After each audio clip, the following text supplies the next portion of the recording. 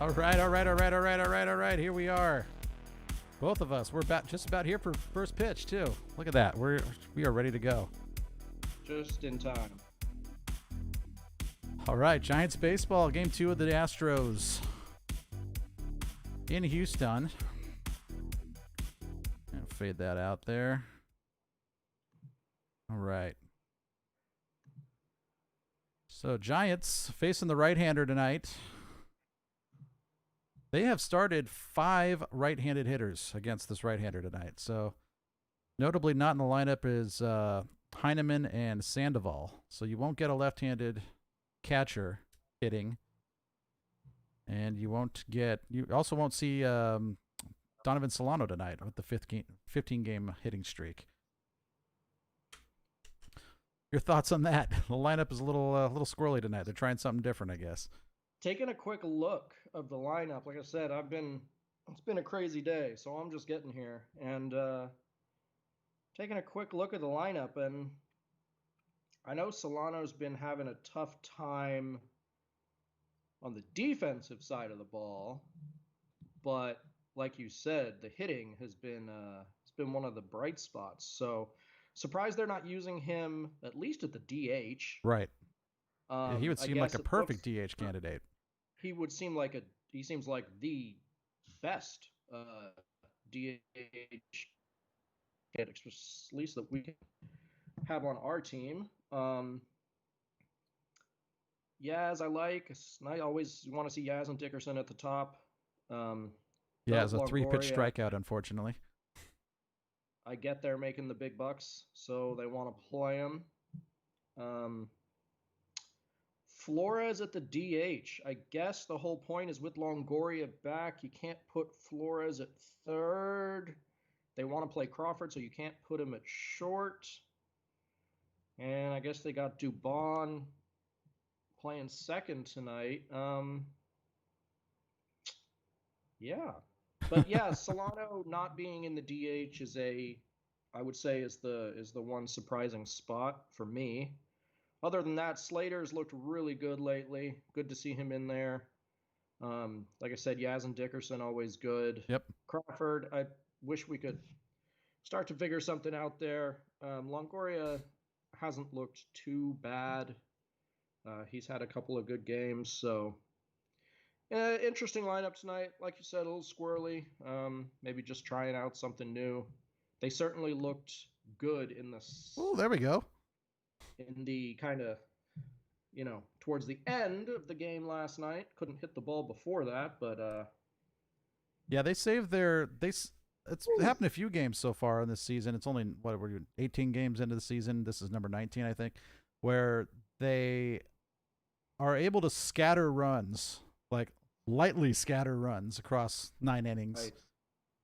Which this season you get you end up with like 4 or 5. Right. If they could get a couple of those big innings together, like all of a sudden, yesterday in the 8th and 9th, you thought, where was this offense, through the first 7 innings? Right. But they kind of put it together. It was just too little too late, unfortunately. Logan Webb looked pretty good again. Except for the 1 inning, but where he had to try to pitch through a pretty big error, costly error that he was not able to pitch through. Let's just say that much. Yeah. Yeah, he look, the defense is what it is this season, it's not great. The defense, the catcher interferences, I saw a pretty interesting stat where the Giants own more than 50% of all the catcher interferences in all of Major League Baseball this season. Yeah, I think there's like 3. Yeah, there's 3 others in all of baseball so far this season or something like that. And the Giants have 4. Yeah. And then, of course, the stat that's been going around a bunch is that they have obviously the 4 of them this season, where Buster Posey has 3 for his entire career. Right. And Giants, I think, have 4 more errors than the next closest team in the fielding department also. So that's right. It was just, it gives people more of a reason when they're to call for Joey Bart to be up at the big league level. Right. And I don't know. I can't say I blame them, to be honest. It's like Dave Kapler mixing it up with the mask. He's going with the Gator tonight, the orange Gator. The Orange Gator, that was big last time we were out Yeah, I think here. the black sort of or mask that he's been wearing probably doesn't have any wins left in it. That's intense too. That's Yeah. he's going full face covering here. Not messing around down in Texas, I suppose. I am guessing I'm a few seconds ahead of you, but we got the latency set pretty good here on the YouTube channel. But anyway, we get a Brandon Belt special there to end the inning. Brandon Belt rolls one over. Just so let's say this: none of these hitters have faced this pitcher before. None of the Giants. I was going to say this pitcher is new to me. This is his second big league start. He had, I guess, 2 relief appearances early on in the season, and I think he threw 5 innings his last outing, which was his first start, and I think he had like 2 hits and 3 walks. I think is pretty much the stats that he had there. He's got some good. He's got some good numbers. 4 games, 2 started, 10 and 2/3 innings, only 1 earned run, 8 Ks, 6 walks. Yep. It's pretty high on the walk total, but high on the walk total, but he doesn't appear to. Definitely doesn't. It seems like he's tough to hit, but definitely doesn't seem like he's going to be going very many innings tonight, unless it's the first time he does. But right, looks like the most we.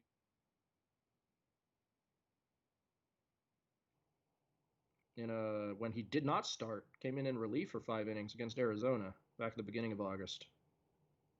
Okay, so he did not start that game. He did not start that game. Got it. 5 innings of relief. That seems to be quite a theme, though, throughout baseball this year. I was seeing something that starting pitchers are not happy, kind of across the board with how pitching's been handling. Right. Pitching's been handled so far this year. I saw yesterday, a lot of teams went with the opener yesterday. I'd say there was a solid 4 or 5 teams that went with the opener, threw for an inning or 2, brought in kind of a relief guy for 4 or 5, and it seems to be the way the game's going. I'm honestly a little surprised to see that, but hey, they get paid and I don't, so yeah. Well, it's definitely, I think, a product of obviously in the first 2 weeks of the season, the 30-man roster and now the 28-man roster, I think, is still lending itself towards trying to make sure their starters in this shortened season where they didn't get a full spring, and they're really trying to keep them from having to go the third time through the lineup. That seems to be something that is the awareness of that in general throughout the league is becoming like monstrous. Everybody knows about that.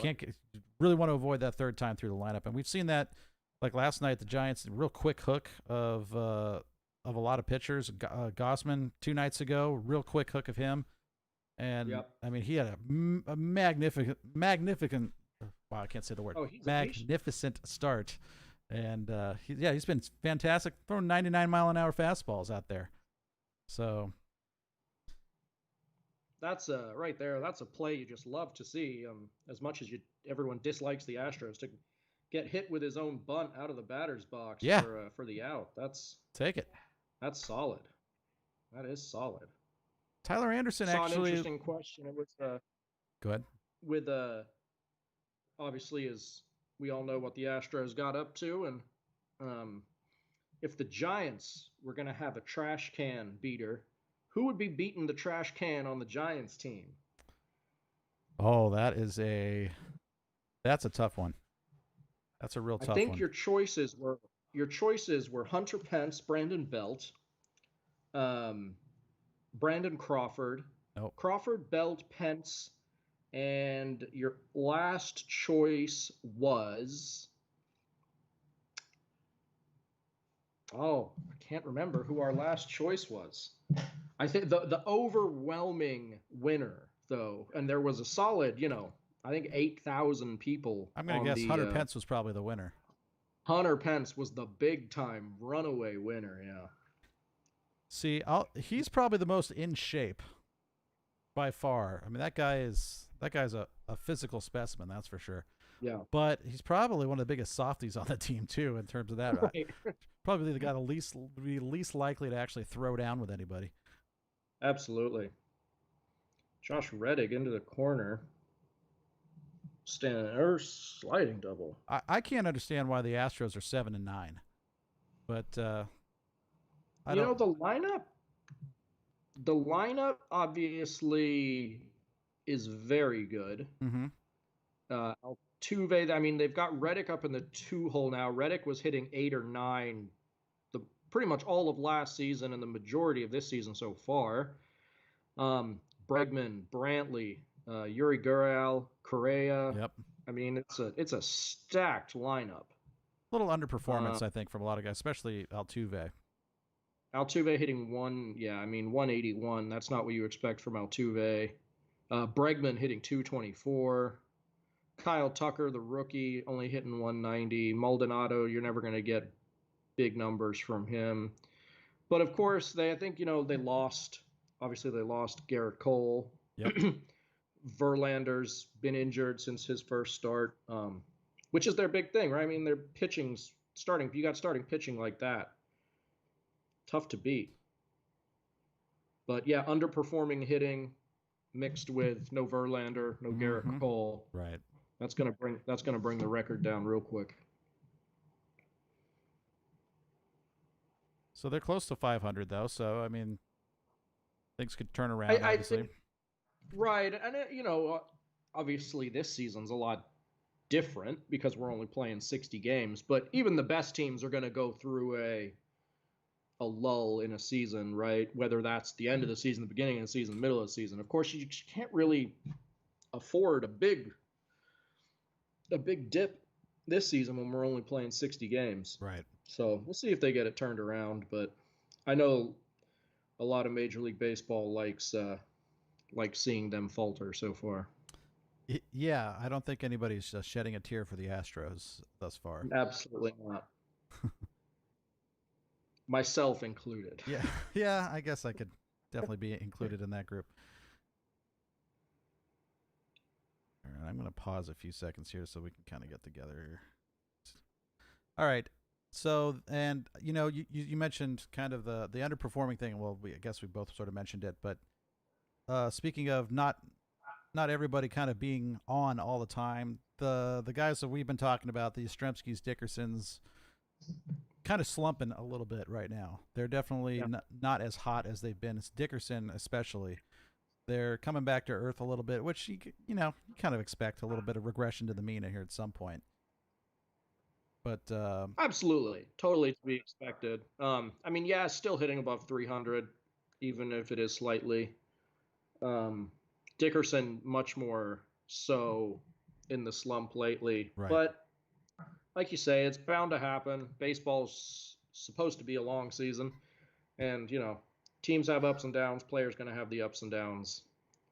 I think at the end of the day, those are still two of your better hitters on the whole team. Yep.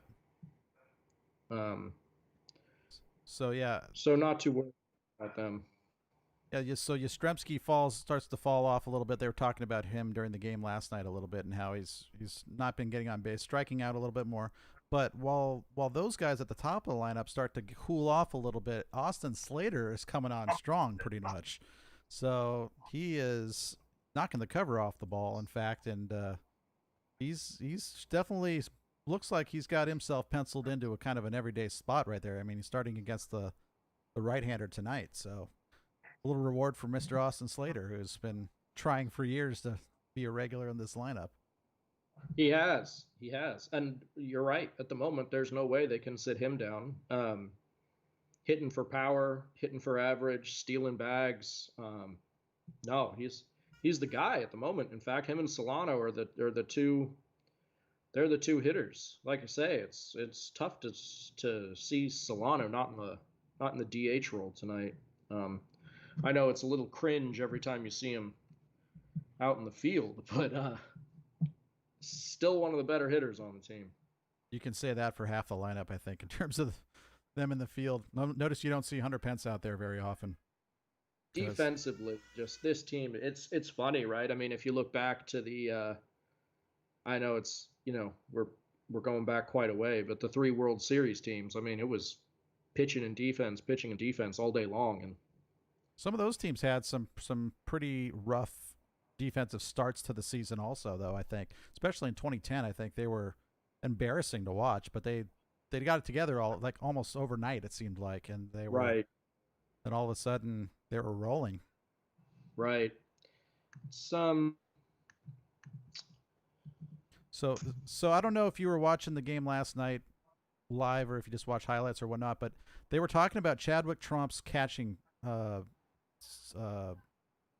technique, I guess you would say, where he, in almost every scenario, doesn't matter what base the runners are on, there was, first base, second base, third base, didn't matter. He is, I don't remember what it's called exactly, but he's doing the thing where he's got the knee on the ground. And it cost them a couple of free bases last night where, see, there he is right there doing it again.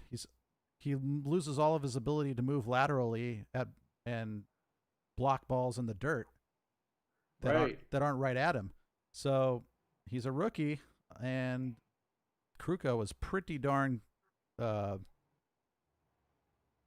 critical of that last night, and I think I tend to agree with him on that. I mean, that's just you see some guys that'll do that with nobody on, right? When it's probably a lot more comfortable on the knees, I would imagine, but not used to seeing that with runners on base. No, agreed. Not with runners on base, and not at this level. Right. So it's kind of like a young rookie mistake. Somebody's got to be working with him on it, I'm sure. But you would think so. Yeah, a couple of base runners, but at least they get out of it. Yep. Yeah, Tyler Anderson had a pretty good start the last time around. He did. So his opener, his one time as the opener was kind of interesting, but yeah. I don't know. You got to feel over in the hockey. Columbus and Tampa Bay went 5 overtimes. Is that over now? Yeah, after 8 periods of hockey, Tampa Bay took it 3-2. You got to feel for Jonas Korpisalo, who made 90 saves but gets the loss. That is rough. Was Niemi the Sharks goaltender when they had the super long overtime? It wasn't 5 overtimes. What was it? 3? I think of the third overtime that one ended, but I remember there was a very rough long overtime game once against the Stars. I want to say back in late 2000s, maybe early 2010, something like that. Yeah, that might be the one I'm thinking of. And that of. was a real long overtime game. So that might have been Yevgeny Nabokov right around that time then. Yes, I think you're probably right. And we ended up losing that one too. When we thought we had the winner. I remember that. Thought we had the winner against the Stars there in Game 6, but no such luck. No such luck. Although that's Sharks hockey, right? Gets you excited, makes you think something good's going to happen, and then they break your heart in the end. Oh, yeah. I think, because generally you'll say that playoff hockey is the most exciting thing in sports for the most part. And I get that. You're on the edge of your seat until if a team gets up by 4 or 5 goals or something like that in the playoffs, then it gets a little boring.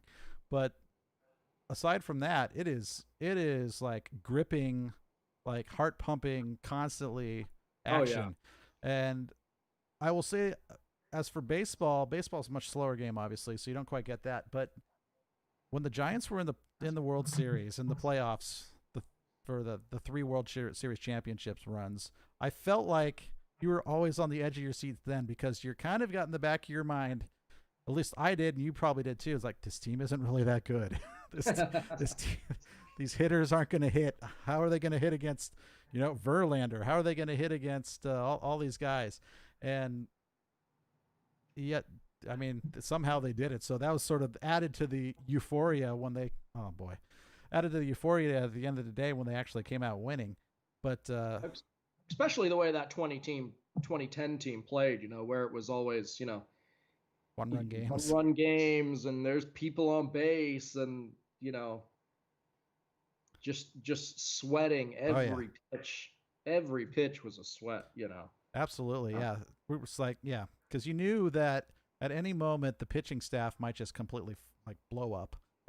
Right. And and again, very, it was very rare where it was a Brian Wilson 1-2-3 save, And, oh, in his entire tenure with the Giants, yeah. Exactly, yeah. Yeah, they haven't. You don't see too many shutdown closers these days. No, and you know what? I've seen the closers. They go and they get these big contracts, and all of a sudden it starts to fall apart pretty quickly for him. I mean, what's his name that went to Edwin? Was in Seattle, went to the Mets. Edwin Diaz. Yeah. I mean, when he was with the Mariners, he was just unstoppable. I mean, he was unhittable. No one could touch him. Got traded, got the nice contract, and all of a sudden starts getting lit up left and right. Can't get anybody out.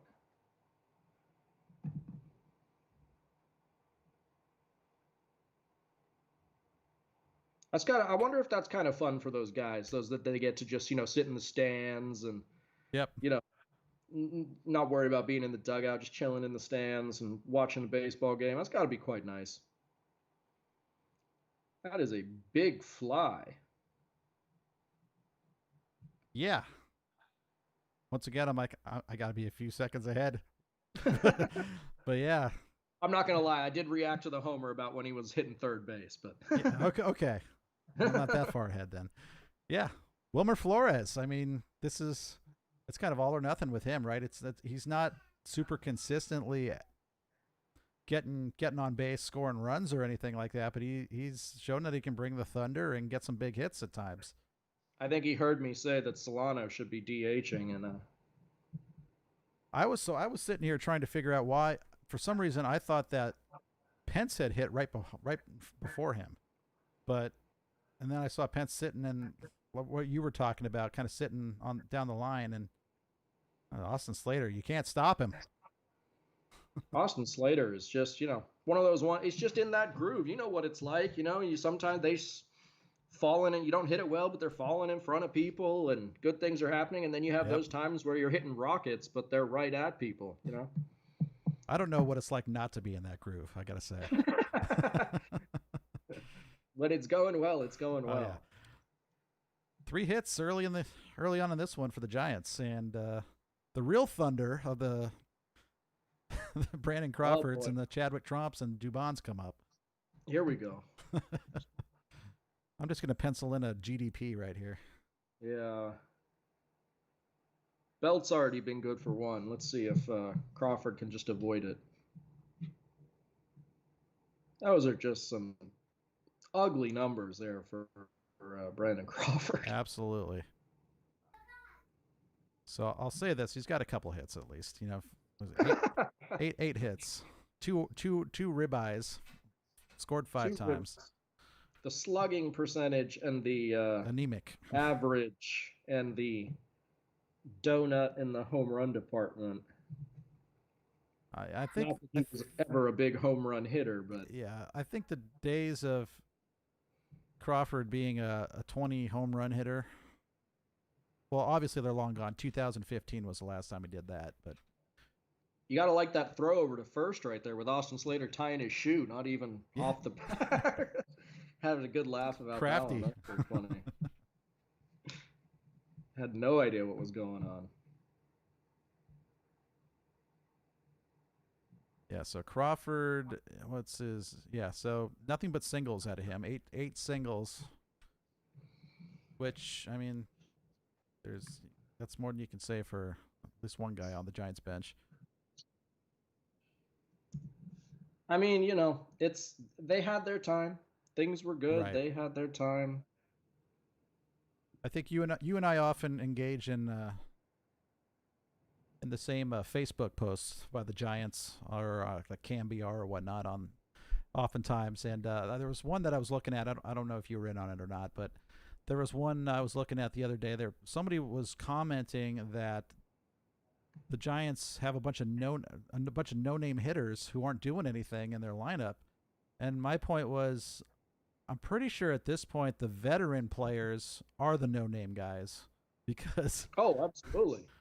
it's like they might as well have. I mean, who knows them at this point? They're not doing anything. It's everybody who's not those veterans who are contributing right now. So it's like the Crawfords. No, I wish they had no name. the Belts. Those guys. Like, gosh, what do we do to get those names off those jerseys? without a doubt, the big name guys are the issue now. Which is never a good position to be in if you're any sort of sports team. Too many of them. Too many non-contributing big name guys. And ugh. Oh boy. Too much of that happening across the lineup this season. I mean, I especially from see what he's happening. Season. I mean, it might be a little low, but at the end of the day, there's 2 strikes on you. You got to choke up and you got to fight that off or try and do something with it. You can't just sit there and look at that. I've seen Belt take a whole lot of called third strikes this season, which is I got no taste for that. No. Not a big fan of the looking K. They're really paying attention to Slater tonight. The backwards K is no. I'm not surprised. He's been stealing bases like no one's business lately. Taking advantage, that's for sure. I mean, you can tell he's the sort of guy who at least he has the speed as a tool. I mean, not everybody has that, but he's looking to take advantage and make something happen any way he can. It's what you got to do, right? Especially when you're on a team like this that, Oh yeah. It's not an offensive juggernaut. Don't have the great pitching staff. If you find even a little edge, you got to take it. Right. So he had 7 stolen bases in 2018. And that is not even close. What? Oh boy. Oh. Yeah, I'm with Kuiper on this one. That looked like an obvious caught stealing. But he might have missed him. The only thing I can think is Altuve missed him.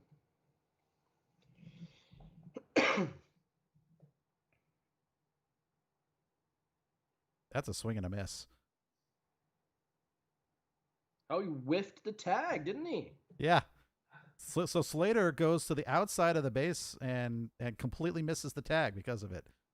Altuve just whiffed.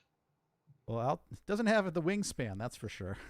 And look, see, Maldonado celebrating too soon. You hate to see it. Look at this dive. I mean, that's that is on Altuve is way too far in front of the bag. Right. Well, he's that is absolutely on you, Altuve. Yeah. Well, good heads up dive in there by Slater, and I mean if he goes right to the middle of the bag, he's out. So, alas, it does nothing, but it's fun to watch Slater play. So we can dream of days to come when the lineup around him may be a little bit better. What is Austin Slater's age? I think he's 29. Man, he might be 28. Might be 28. I don't want to short those sell guys like Dickerson and Yaz. It's just the late, 28, 29, and you really would like to see him, 4 or 5 years younger. All right, so they've got him at his birthday is December 13th, 1992. So that puts him at 27 currently. Okay. Turning 28 later this year. Trying to find those guys, like I said last time we did this, that just trying to find someone that can be around and contribute, Yeah. when we've got the Ramos and Bart and Lucianos of the world up. Or I'll say this: somebody who is young enough that is contributing well that you can trade for somebody else. You know? Yeah. Yeah. That's a good point. Is there anyone on the Giants roster that you can see bringing back any kind of return this season? Well, what type of return are we talking about? Are we talking about a major league ready impact player, or are we talking about No, prospects? Because they seem to be favoring prospects. If you can there's no trade point. Billy Hamilton, who isn't even on your major league roster or 40-man roster, and get a top like 30 prospect out of it, then I got to imagine that there's some of these guys that are going to return something from somebody. I mean, if anyone can do it, Farhan can. The guy is. Yeah, I understand that he's taking flyers on guys that other organizations are giving up on. Right, but Right. he's giving up things that are really not all that valuable for Exactly. You're things that giving have up some stuff. value, potentially a lot of value. Exactly. So I think you hoped that a guy like Samardzija was going to have a decent beginning of the season, so Yeah. you could trade him as a rental, um, and get something back. Obviously, now you're not going to get anything for him. You're probably not even allowed to trade him because he's going to be on the DL all season. Is that official that it's going to be for the rest of the season? It's not official, but it sure looks I don't like know it. why you From would what bring him I've back. read, they've said that it looks like his Giants career is done now. But yeah, I don't know. Maybe Cueto. He's got one more season after this. I don't know if you could get someone to take on his contract. Yeah, that might be a one where maybe if you can get someone just to take on his contract, you don't ask for really anything in return. I don't know. I um, don't see the Giants as being a cash-strapped team right now. They oh, absolutely have not. the ability to pay. I mean, obviously, this season is going to be kind of the bank breaker, I guess, in terms of Mhm. who knows what that does to the financial feasibility of teams moving forward. I'm sure they're going to be okay, but but yeah, what's going to Yeah, I don't think happen? anyone's.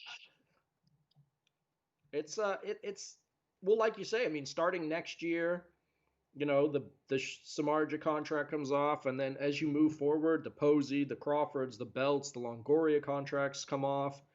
This team's going to have a lot of money to play with. Yeah, right. And I think we were talking mostly about 2022 kind of being the year where a lot of those contracts come up. Obviously, the Posey Belt and Crawford are the big ones that are going to be off the books. Then I think you got one more year of one more year of Cueto and Longoria after that, and then Well, no, Cueto, I believe, isn't his last year next year? I think it is. You're right. It's that option year that always kind of confuses me. So he's Right. got So the option, and I think what I would be surprised to see, that looked like a nice pitch to me. I don't know. Cueto they might pick up his option for them if he's doing anything because they will be short on pitchers likely.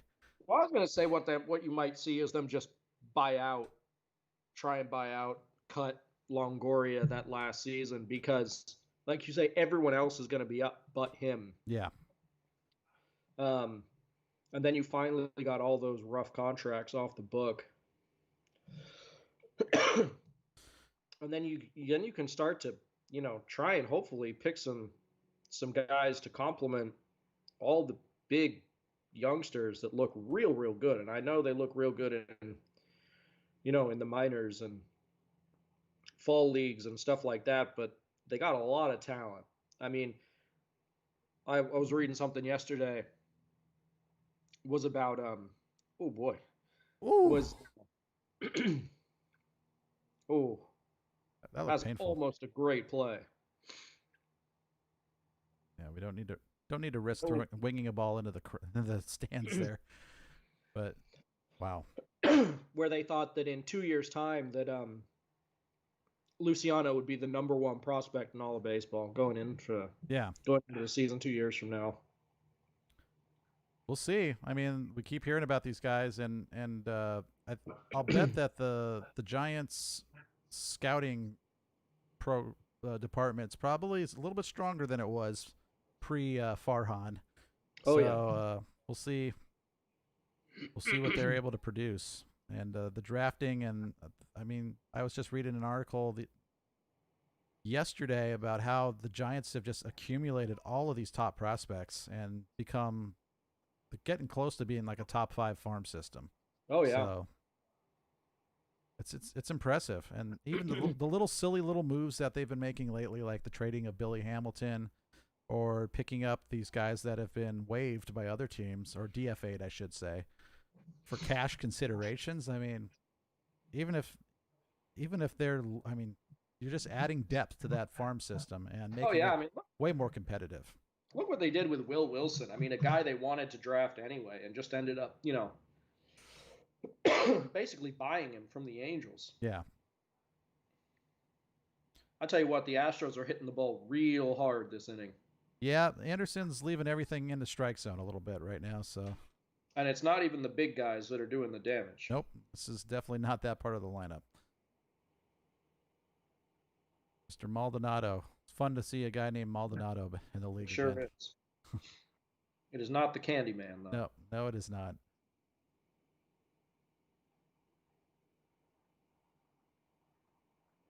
All right, so we got a tie ball game. Maldonado is chugging around those bases right there. It's faster than Molina. Isn't everybody? Yeah, I'm pretty sure. It's about every catcher ever, almost. This umpire really likes that low strike. Yeah. Well, the last couple of games they've had umpires that love to give like 6 inches off the outside of the plate, and it's been driving me nuts. I've always thought, at least when I played, was I don't mind if you're bad as long as you're consistently bad. Yeah. It's when that strike zone starts to move all over the place. It's like, well, that's a ball in inning 1, but it's a strike in inning 4. And Yep. You think you can have a bad strike zone. Just have a bad strike zone for the whole game. Yeah, and the absolute worst is when everything changes, but it's in the late innings, like in the crucial scenarios. Right. Yeah, you definitely want that consistent strike zone. Altuve, 2 down and an RBI scenario. Anderson has struck out 1 so far, walked 1, given up 3 hits. I remember getting in umpire not being very happy with me one time in, I want to say I was about 18 playing fall ball. And first inning, I think I got called out on some strike that was very, very high, if I remember correctly, and saying to him, that's all right if you want to be bad, but can you just be that bad for the rest of the game? And I don't think he didn't like that so much. I could imagine an umpire not being too pleased with that.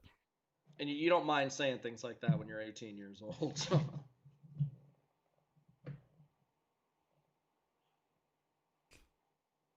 2-0.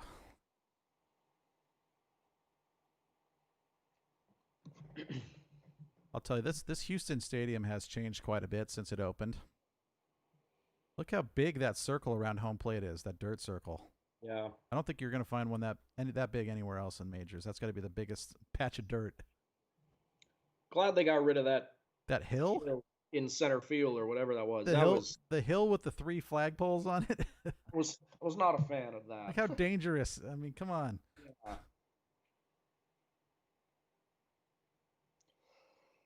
Yeah. Seems like he's pitching around him here, but I'm not sure that Altuve is the guy I'd want to pitch around in this situation. Reddick definitely made some solid contact the first time up. He did, at least. I mean, if you're thinking lefty on lefty, maybe.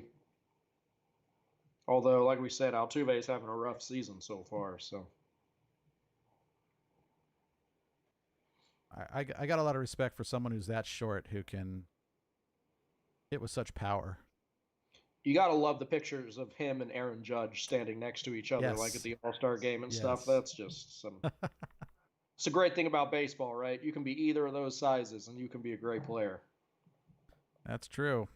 It's not what you would call traditional. That's for sure. It's definitely not the norm to be small like that and be able to hit like that. But yeah, you get a lot of taller guys these days in the majors. It's not the NBA where guys are 6'3" and considered short.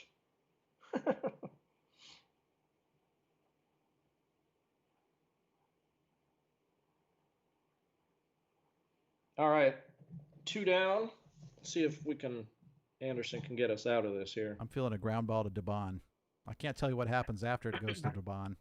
That's what I'm feeling here. Who knows what the end result will be? Nice job getting ahead, though. He seems to be leaving a lot of pitches up. Yes. That was very hittable pitch right there for Reddick.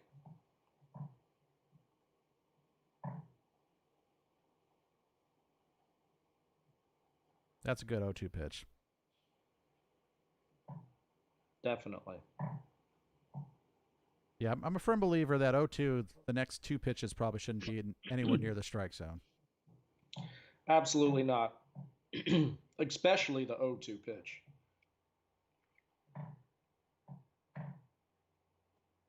There you go. Got him reaching. I forget which game I was watching the other day. Actually, it may have been the Sunday night game. Not this last Sunday, but the Sunday before. Guy had him 0-2. 0-2 pitch, left out over the plate, crushed it for a home run. You think, how are you putting the ball right there on an 0-2 pitch? If that's what you're doing, you probably... Oh, boy. Oh, Wow.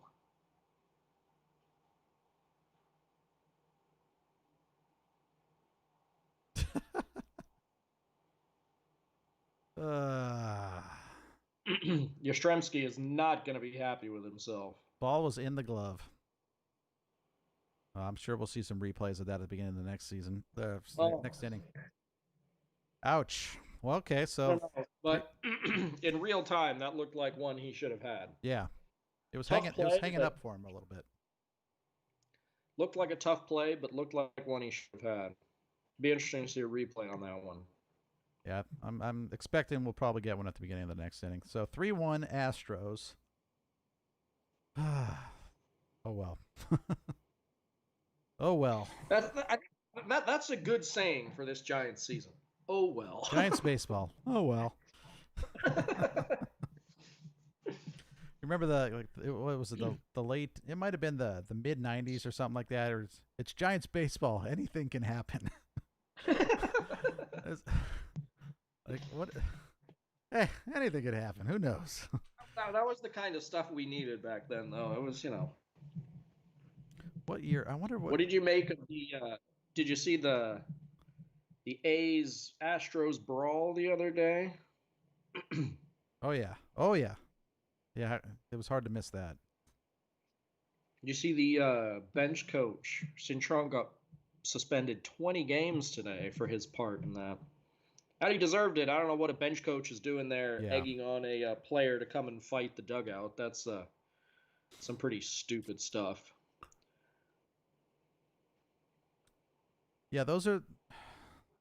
I don't know.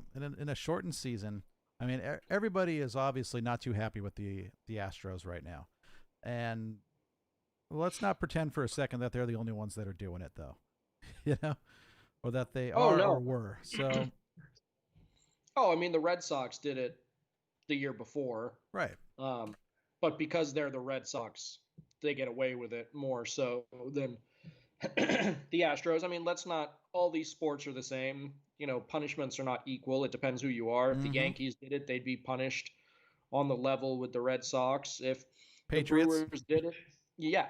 If the Brewers do it, they get punished, more so. The Patriots do something, they don't. They get a little, slap on the wrist. If that's the Jacksonville Jaguars, the hammer comes down. Absolutely. That's just how it works. Even the Saints got slapped down pretty good, though, which was kind of surprising. But that was surprising. The NFL does love their New Orleans Saints. Speaking of guys we love, Mauricio Dubon at the plate.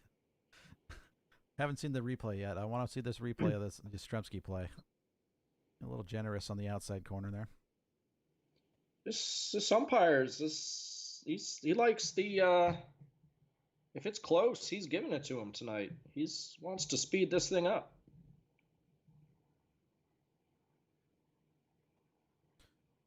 Correa found a way to actually avoid making the airmail throw that time.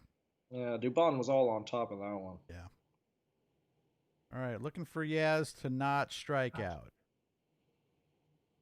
Look at that. Trevor Story. The Rockies are just playing some baseball this season. They look real good. We're not going to see a replay, which makes me think that maybe the replay wouldn't make Yaz look very good. Surprised we haven't seen one. Oh, we're going to see one during it. They got to show it during his at bat here, I would think. So they got the card there. They got the stats. Now they're going to show the replay probably after the next pitch. 4 homers, 12 RBIs for Yaz. Still hitting 301. Real nice numbers. Back.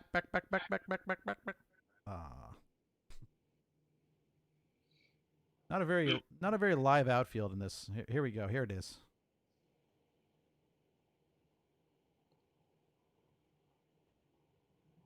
I feel like he committed late to that. That was a very strange dive. Yeah.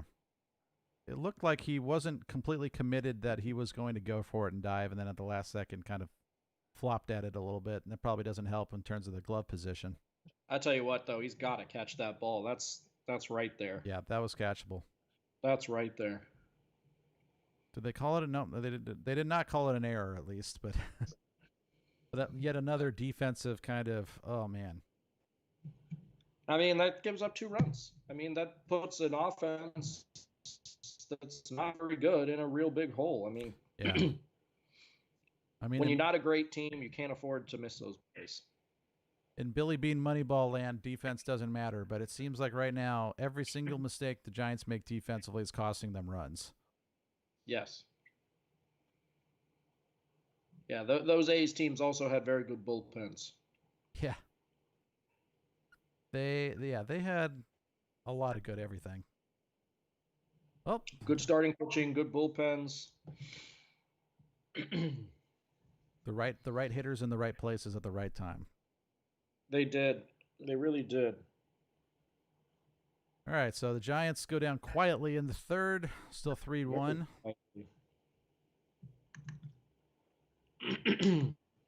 Looks like the Maple Leafs and Blue Jackets game took so long that they canceled the other game.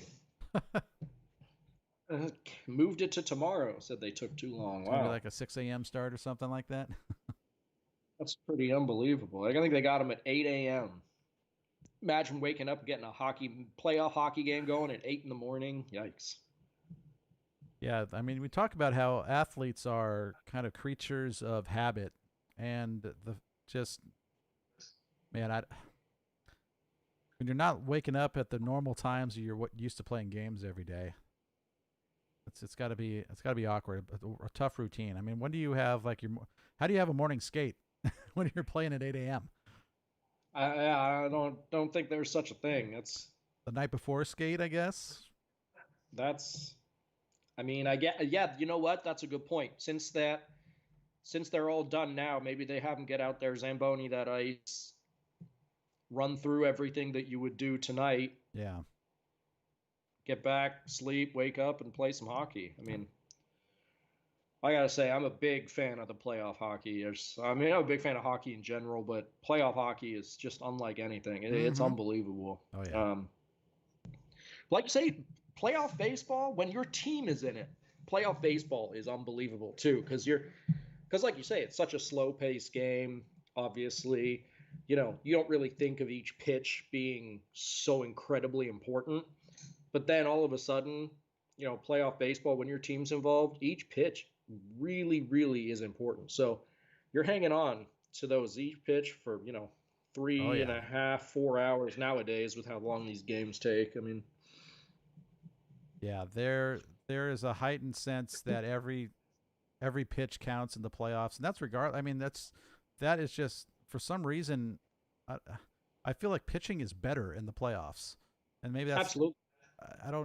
I think that the coaching staffs do a lot more homework, and they're looking for every little.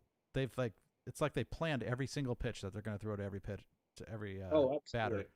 and it's just that much more refined everything that's going on. So it's a whole different game.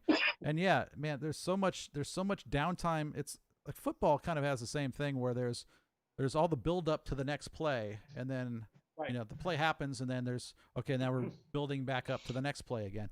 Where it's like that with every pitch in the majors in the playoffs is like that, and especially when pitchers are taking their sweet time out there on the mound between every pitch, especially when you get into the bullpen, it's just, man, there's a lot of anticipation that is building up to what's going to happen on this next pitch.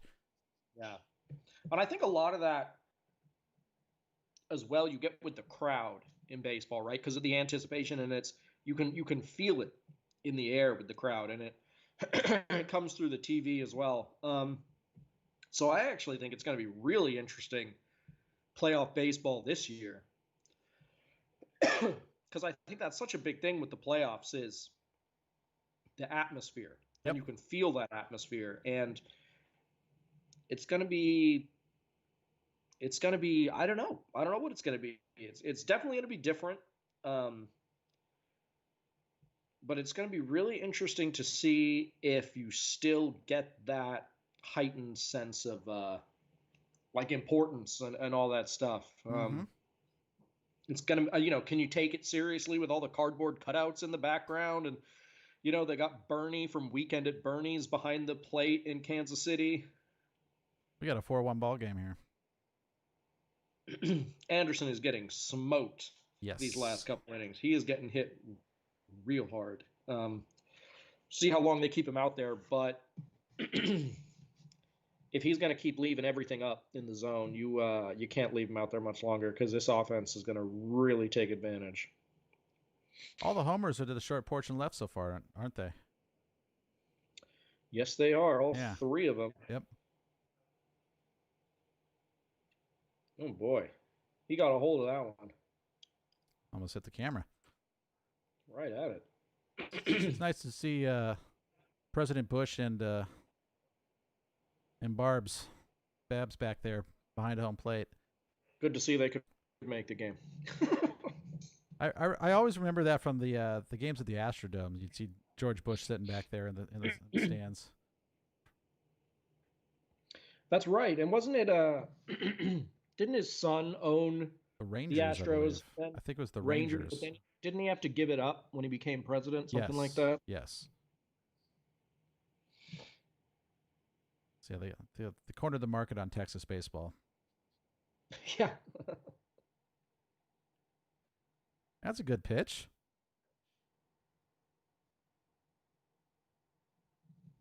There we go. That's better. Brandon Belt making one of his few contributions to the effort tonight. Giants pitching, 15th straight game allowing a home run. That's not good. That's not good.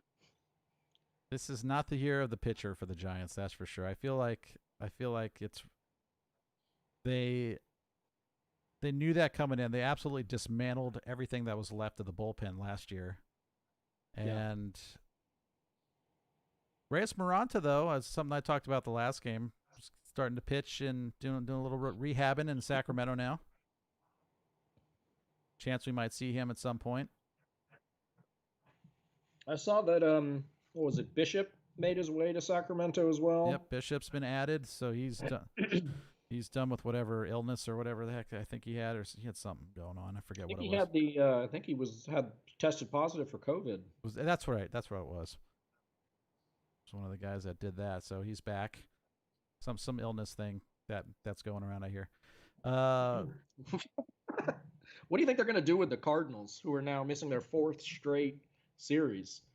I'm looking like it's going to be their 5th straight series since they've still got people testing positive. I don't think this season makes it to the end of. I don't think everybody makes it to game 60. Well, I think that was interesting. They basically said there was 3 options, right? I mean, it was you just say, look, the Cardinals pick up and they play the number of games they play anyway.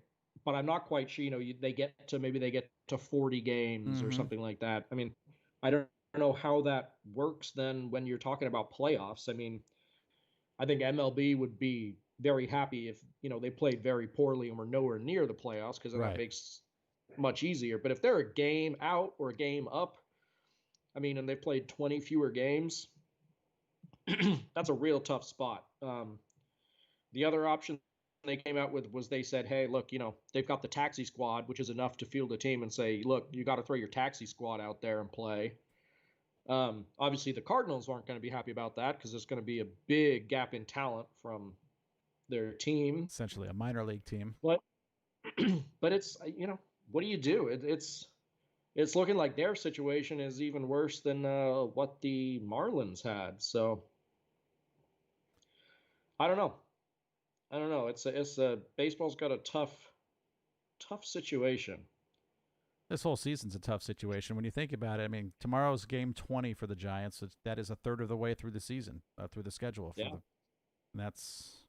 But it's funny that you got these West Coast teams have been able to get it all done, and touch wood, there's been no issues. All the West Coast teams have had West Coast and the Northeast, kind of teams haven't had really any issues whatsoever. But it's going to be interesting to see what they do. I mean, I don't know how you just play it by percentage points and you just say, hey, they played 40 fewer or 20 fewer games, but it is what it is. That might be what that seems like a probable solution. They might just go by winning percentage when it's all said and done. And then you've got, what is it, the Phillies and stuff trying to make up games that have got them playing 7-inning doubleheaders. Maybe you could do something like that to try and maybe get them closer to 50 games. Yeah, I gotta think there's going to be an effort to at least get some of those games played where they can, because I mean, even logistically, they're not going to be able to get all those teams back in, to play a series, especially if it's kind of like if it's the Cardinals playing an American League team. They play one series at home, one series on the road. So right. Depending on how that schedule works out, you might not see that team again anymore the rest of the season. Right, but they've played such a small number of games already. I mean, I think they're only something like 3-2. Yeah. I mean, when you look at the numbers some of these teams have already, it's a lot of games to make up.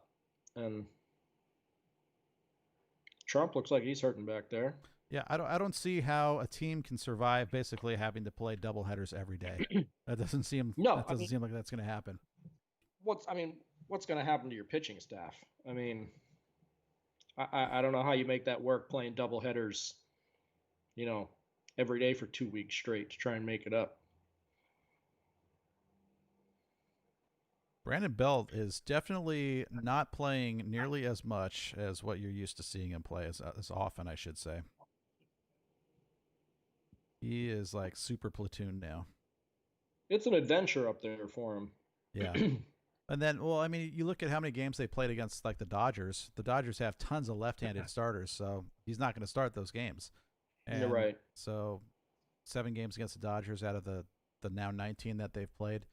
And they've seen a lot of lefties, and Brandon Belt's not going to face many of them. So, but Darren Ruff, you don't see a whole lot of Darren Ruff right now. You know what? And I really don't understand why, because they just don't want to give him consistent playing time for some reason. But he was hitting the ball so well. Yeah, and then he sat for like 3 days, and now he's not. I mean, there's plenty of guys you can say that has happened to in the past. I mean, it's sort of an easy, like, hey, this guy's great. I mean, the coaching staff probably knows something that we don't, or maybe it's tough to. Yeah, I mean, obviously they do, right? Because you look at a guy with a nice batting average, good power numbers, playing well, and why is he not in there? Why are you throwing Brandon Belt out there instead of him? And I mean, I'll forever think the Giants management has something to do with this. They know what the fans think about, well, at least the majority of fans, that Belt and Crawford and Posey, and I know he's not there, but these guys are fan favorites, and they say, look, We don't care what you think, but you got to play these guys. Because look, Belt now again double play and Strikeout. a horrible swing on that strikeout. You know, it's tough to justify playing Brandon Belt right now. There's going to be, I mean, at some point, the fans are going to look at it and say, he's hitting $1.25. You know, what are we, I don't care at a how certain nostalgic point, you are. But I mean, look, if you go on the Giants website and kind of look at some of these comments, they think the reason the Giants are so bad is because we didn't re-sign Kevin Pillar. You know, I mean, Yeah. and it's like, yeah, Kevin Pillar was all right, an all right player, but this team is exactly the same, got the exact same record whether Kevin Pillar is on it or not. You know, um, so I don't know. I don't know. All So, I know is that the next couple years are going to be rough, and it's all about trying to hopefully find a diamond in the rough here or there. One or two would be great. Um, and just, helping the young guys out, improving their game. mm-hmm.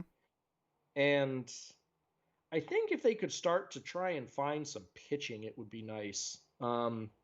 Obviously, it was such a big staple for years and years. The offense has never been great, but the pitching was always good. And to not have, I honestly think Logan Webb is a real good pitcher. I don't think he's going to be an ace, but I think if he is your number 3 or 4 guy, 2, 3, 4 years from now, when the other guys are coming up, I think that's good. Sure. But while as much as we talk about the farm system being very good, and it is very good, that's a nice swing right there. If you look at the guys that we're talking about shortstops, outfielders, catchers. None of what we're talking about is pitching.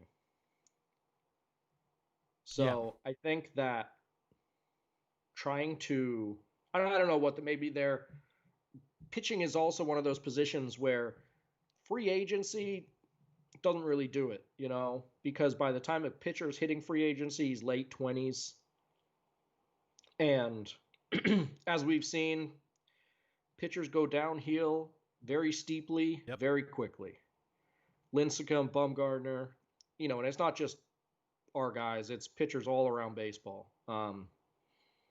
So I think that eventually some of this drafting needs to switch from the plethora of catchers to pitching. Just happened. Or at least, trying to find some of these diamond in the rough pitchers as well, A lot of these guys that they're going after are position players. And I get that you need them too, but someone's got to pitch. Well, the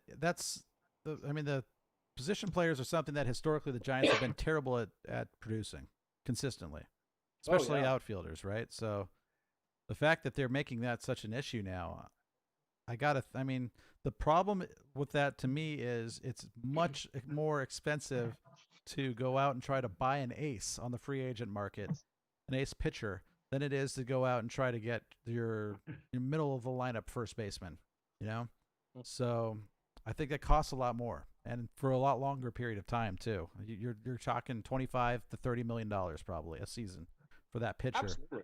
So, and you're looking at the length pitchers are getting 8, 9, 7, 8, 9 year contracts. I mean, I'm sorry, but I don't really care who it is. I don't want to give a pitcher that long of a contract. I am hoping that Farhan is not one to pull the trigger on those kind of contracts, but that just means you're not gonna have those players on your line your roster.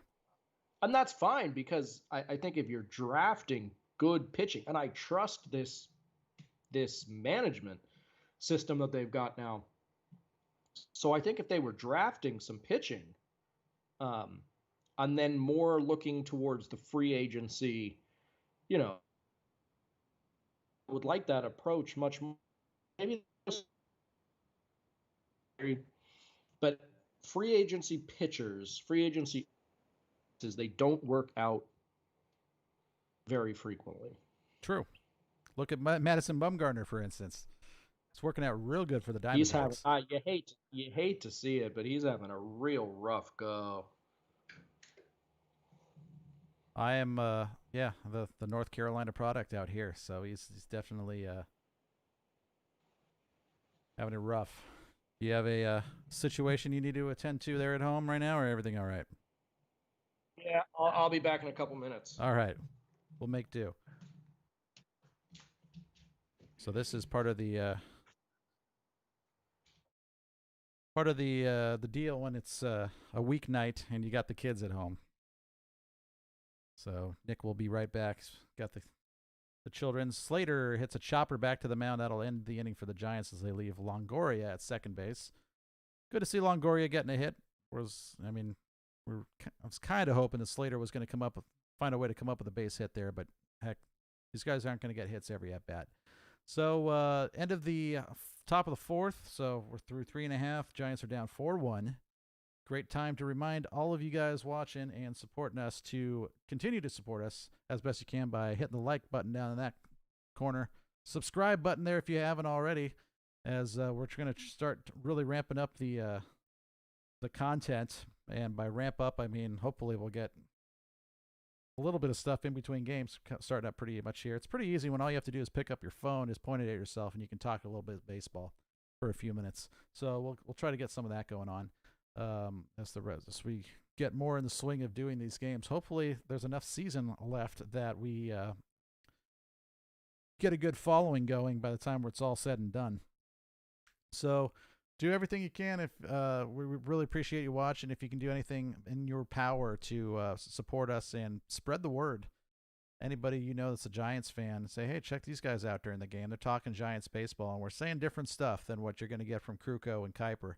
We're probably a lot more critical, I would say, and not always in a bad way, but we're definitely a little bit more realistic about what's going on with the Giants, I would say, than you'll get from the old Kruk and Kuip, who are getting their checks getting their checks cashed by the Giants. So checks written by the Giants, I should say. So yeah, help us out, spread the word, share our posts on Facebook, Twitter. We got to get some Twitter going. I'm not super experienced with Twitter, so it's kind of a bit of a chore right now to go on Twitter and stuff. But the Facebook page is where you'll get most of the posts and updates and stuff about when we're going to be doing our shows next and everything like that. So we're going to keep the content coming. I think the recorded videos are really going to be where we start getting a lot of following from, so I'm going to try to really make that a priority moving forward. Tyler Anderson back out for the bottom of the fourth.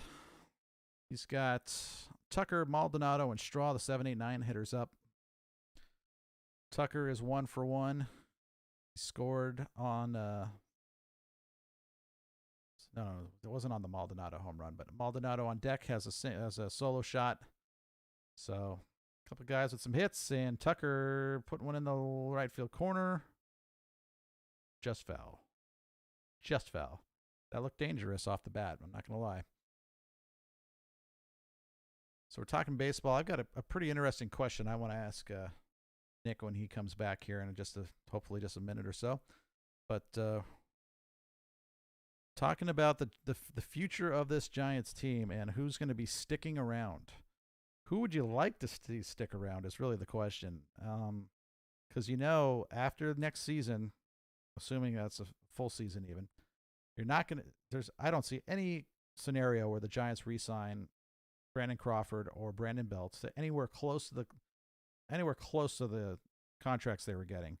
So it's probably going to be a situation like a Pence if they do end up back on the roster, where they have to not sign and then come back to a much lesser contract. Because I think if you're going to re-sign a player before their contract is officially up, there's only a certain percentage of a pay cut they're allowed to take and that's according to the CBA, I think. I think that's – so you're looking at guys that are probably going to need to take considerable pay cuts if they're coming back another year.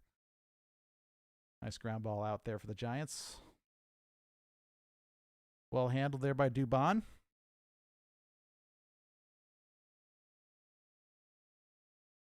Nice to see a good play being made on the infield. We've seen plenty of not great plays being made on the infield so far this season, and Can you really remember a season where the Giants played such poor offense so like consistently to start a season? I don't know. Nice pitch there from Anderson and a swing through from Maldonado.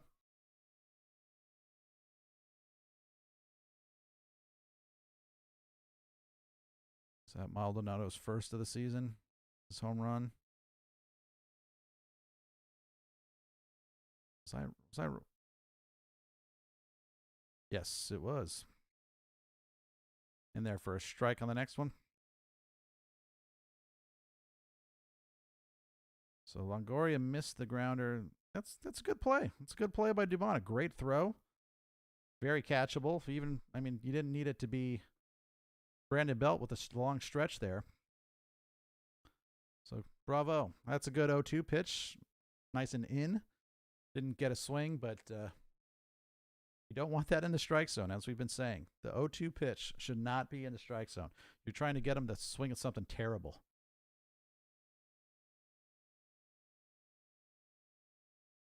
Nice 1-2 pitch. Got him to reach. Easy play for Longoria. 2 down. This is what you want to try. This is how you should approach the bottom of the lineup. This is the results you want. Quick 1-2 play. 1-2 on the ground balls. And now you got Straw at the plate, who has not looked good this season. He's hitting $1.07.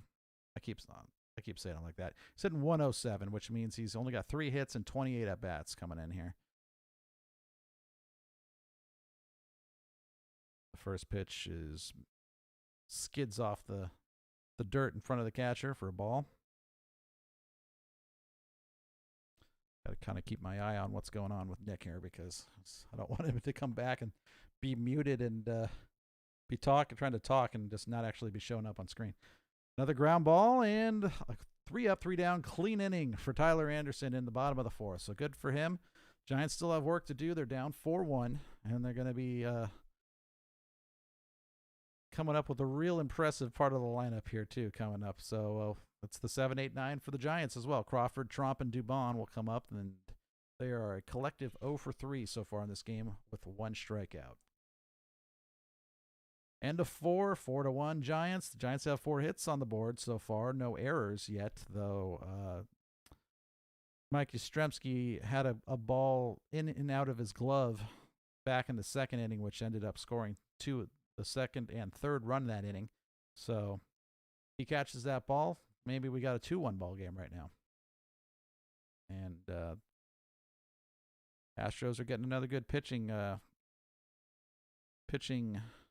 effort from Bielak, who has not walked a hitter yet. He's had a problem where he's been walking some hitters in previous outings this season, but he has not walked any of the Giants yet. And these Giants these days they look more likely to strike out than walk anyway. So even though they've taken a crap load of walks in some games this season, so we'll see. They got to try to get some guys on base. And when they are getting on base, when they're drawing the walks, when they're hitting the singles, as they like to do a lot, they are able to scratch some runs together. You know, they're able to get 2-3 runs an inning. Whereas now it's like you get the Flores solo home run, maybe you don't score another run for 5 innings, and that's not really how you envision putting together a lineup and consistently scoring in the majors these days. When you're putting things together, you're trying to come up with ways that you can keep the line moving, as Bruce Bochy would love to say, and generate offense at all parts of the lineup. All right, so here it comes. It's going to be Crawford, Tromp, Dubon. So Chadwick Tromp had a good first couple of games in the majors and has been just about nowhere since. So we'll see if we can get a little bit more out of him here.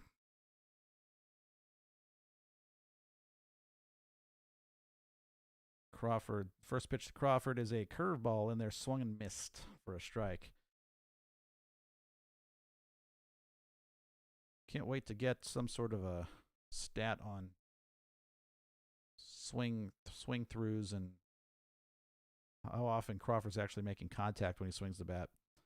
He was called out, struck out looking his first time up back in the second.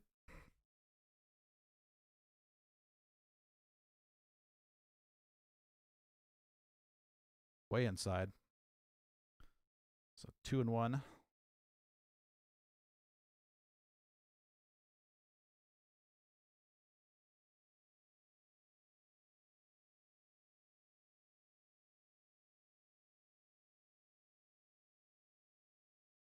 Oh, half swing at a pitch that was low. That ends up to got a piece of it still in the check swing, so it's 2-2.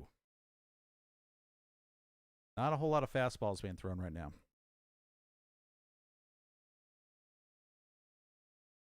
Oh, do we have some activity here?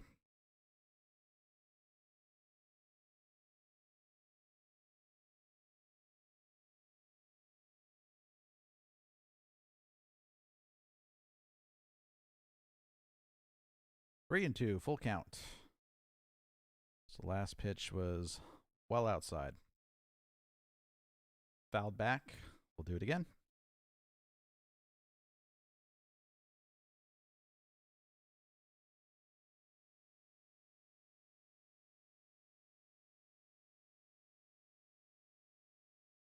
Chadwick Trump on deck. Mauricio Dubon will hit after.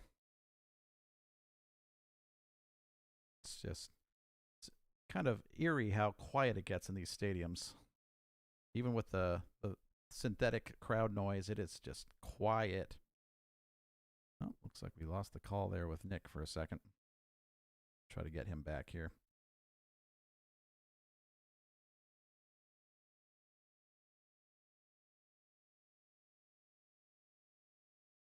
And the first walk issued.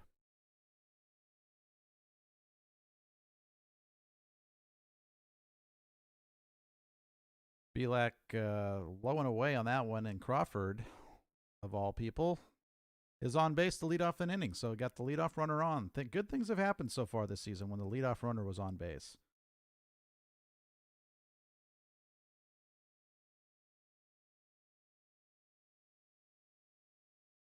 Definitely had some good results. Let's see if they can keep it rolling here. Chadwick Trump to the plate, and that curveball is high. Strike zone shrinking a little bit on Belak.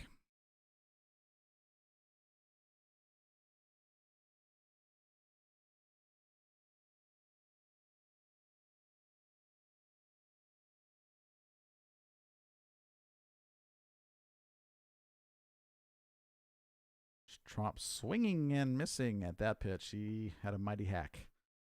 I think 1-0. He was expecting to get a pretty good pitch to hit, and got a fastball. It was a cutter, though.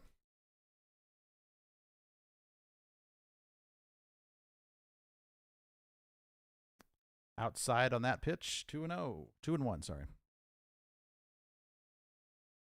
So one of the things I want to get Nick's opinion on as we come up here is we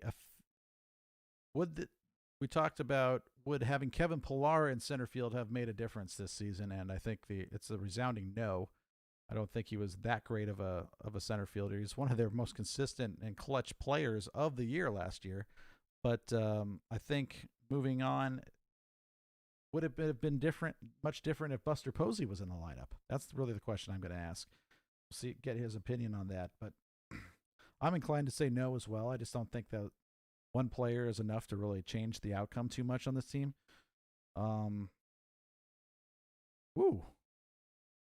Terrible throw there, and on the back end of the double play. So the Giants, Trump hit a grounder that could have been two. They were able to get Crawford at second, but the throw to first is way offline, and Trump is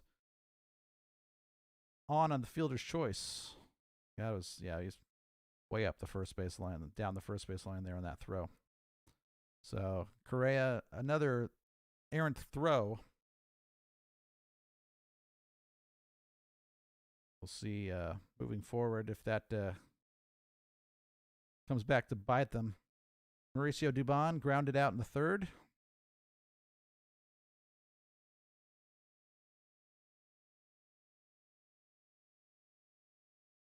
And a base hit. So we like that. That's what we want to see. We got to get Dubon hot a little bit here, getting some more consistently solid contact. And so first pitch swing in there. Got a curveball. You're seeing a lot of breaking stuff, so he's paying attention. He's been paying attention to what Bielak's been pitching here in the bottom of the top of the fifth. Sorry. So this will be the third time through the lineup coming up here, and that's why you're going to see the pitching coach come out. He's got Yastrzemski is going to be hitting for the third time against Bielak. And this is, as we've been kind of talking about, this is when opposing teams start to really get an idea of what you're going to throw. And the results start to change quite a bit.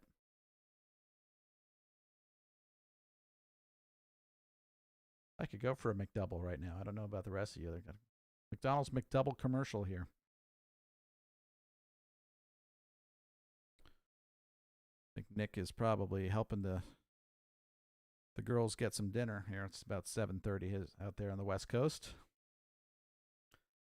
Kids here in North Carolina are up in bed, or getting put to bed at least, as they are a little young to have. They're used to being up a little bit later, let's just say, and they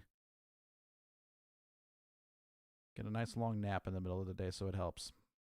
First pitch to Mike Yastrzemski, catches the outside corner, a nice curveball there for the strike. Not sure what Yastrzemski's going to be looking for in this at bat, but hopefully get something he can drive. He's been seeing a whole lot of breaking balls the last few games, and I think word is getting out on him in terms of his ability to hit the fastball. There is a fastball. He pops straight up to the third baseman, Bregman, and there are two away. So Yastrzemski not getting solid contact. That was a pitch up and in. It's well pitched, in fact, and we're going to have to see him make some adjustments, I think, at the plate moving forward. But he's definitely a guy that you trust to be able to make those adjustments. 2 down now in the top of the fifth with 2 runners on, runner on second and first. And so for Dickerson, it's the chance to really eat into that lead at the very least. And he has been on the schneid recently. 1 for 2 tonight, though. I think his in those last 3 games, he was 1 for 4 yesterday with the run scored, 0 for 3 the day before in Dodgerland, and the first game of that series, he was 0 for 1. So he's had a little bit of time off before that, and before that had a couple of games that were not making good contact. So see, the infield is shifted way to the right here, and their Giants, to their credit, are doing a good job of showing the defensive sets a little bit more, and they're showing those stats up on the screen, which is very helpful. And you see how biased the results are for when Dickerson hits the ball on the ground. He really hits the ball to the right side a lot. Like it is a pretty convincing slant towards the pull side. It's the second time this series we've seen Maldonado try to pick a guy off at second base. You don't see the catchers making the throws to second very much when a guy's not stealing to try to get a guy coming back. Dickerson fouls off the 2-1 pitch. It's 2-2. 77 pitches thrown through 4 2/3 so far by Bielak. This next pitch will be his 78th, and just a few pitches more than where you really want to be at, but if he's able to get Dickerson here, he's doing pretty well, I think. So the Giants have been a bit stymied. Giants historically have had a lot of trouble against pitchers that they're all seeing for the first time, so that's not surprising. And a nice, solid ground ball hit by Dickerson makes it through the shifted hole on the right side. Trump's able to come around and score, and they cut the lead down to 2 as it's 4-2, Houston. There you go, Dickerson. Get him hot again. That pitch caught a lot of plate. It was up. Waited on it nicely and found a hole between the shortstop and second baseman on the right side of the infield. Unfortunately, Whether or not the inning gets extended is left up to Mr. Brandon Belt, who's grounded into a double play and struck out mightily in his last at bat.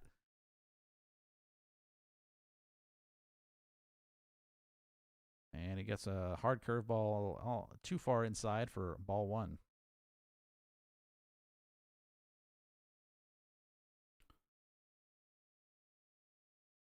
Brandon Belt's only hitting $1.25, 125, 4 hits in 32 at bats. He is struck out. Next pitch takes high. He has struck out 12 times in 32 at bats. So that's a pretty high percentage for him. Usually a guy that gets a lot of walks. He's only walked 5 times. So an abnormal season for him thus far in terms of the walk to strikeout ratio. He's been striking out a lot in pretty much every season he's played for the Giants, but the walks is usually what you expect from him. Another fastball too high, and it's 3-0. So Longoria is the man on deck who had a nice single down the left field line in his last at bat. Third time through the lineup, though. So far, the Giants are getting guys on base. They're getting some results here, so we'll see if that continues. 3-0 pitch now to Belt.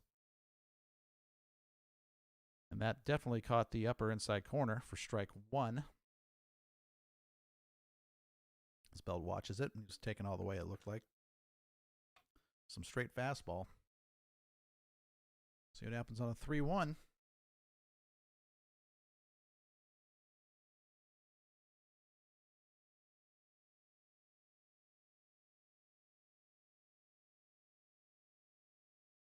Fouled off, and it's a full count, so we'll get the runner at first.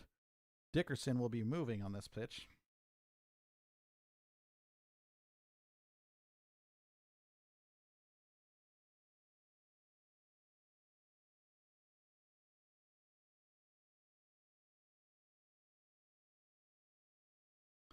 Awaiting the 3-2 pitch. Things have really slowed down here in the bottom of the top of the fifth.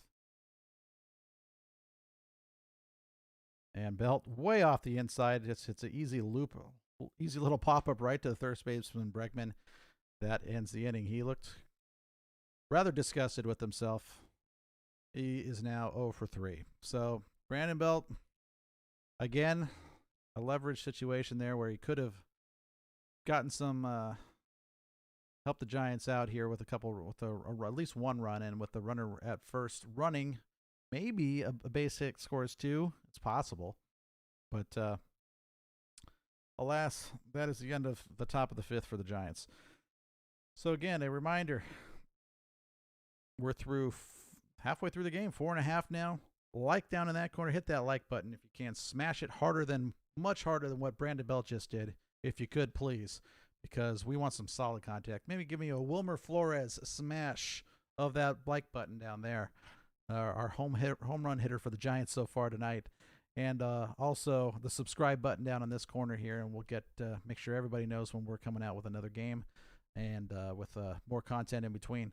As you're going to start seeing this channel filled out with some little videos, and it's going to be maybe Nick and I kind of talking back and forth, just doing a little quick blurb that's not during a live game, or just us sort of either of us solo giving our opinion on what's been going on in maybe not just Giants baseball, but baseball in general. So help spread the word.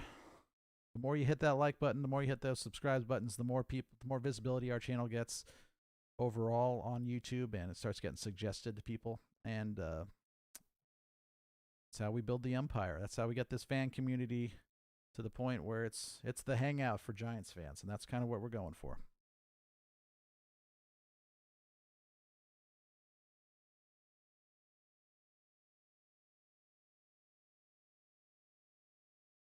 So, are we going to see Tyler Anderson again? Probably got one more inning out of him, I think. He had a great fourth inning. 1, 2, 3, bottom of the fourth, as he faced the bottom of the lineup then. So it'll be the third time through the lineup for him as well, starting with Jose Altuve, Reddick, and Bregman coming up this inning. It looks like, is that Tyler Anderson? I can't tell. That is Tyler Anderson. Facing Altuve, the first pitch. Catches the outside corner, strike 1. That's what you want to see right there. First pitch strike. Boom. It's Altuve, who has walked and scored once tonight. Don't let him on for free as he hits the grounder right to Dubon, who knocks it down, picks it up. Easy throw to first base, plenty of time. One away. So that's 1/3 of the way to the clean inning. The elusive clean inning.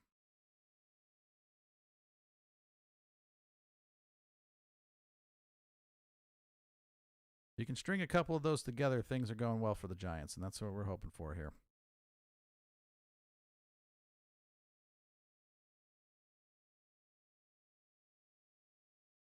Now, Josh Reddick up. He's 2 for 2. He's driven in 2 runs as well. So he had the line drive to Yastrzemski that he unfortunately had in and out of the glove earlier. What should have been an out, in my opinion. I think Nick agreed. Fouls off the pitch. It's a quick 0-2 count to Josh Reddick.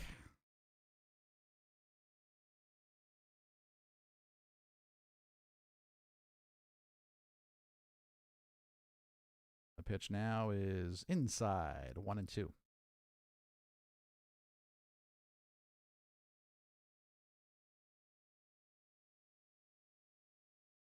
I got Rico Garcia up in the bullpen for the Giants. A couple other guys stretching, so we might see anybody gets on here. We might see Tyler Anderson get lifted, but they're going to probably try to get as much mileage out of him as they can. As the bullpen's been used quite a bit lately. It'd be nice to give them a little bit of rest. I think the Giants. Let's see, today is Tuesday. The Giants get a day off on Thursday. First one they've had. That'll end a 16-game stretch of games played for them, which is really long. And it's the longest one they'll have of the season. So they can make it through that stretch. They should be in pretty good shape. The bullpen's got a lot of action so far this year, though. They've gotten a lot of work in.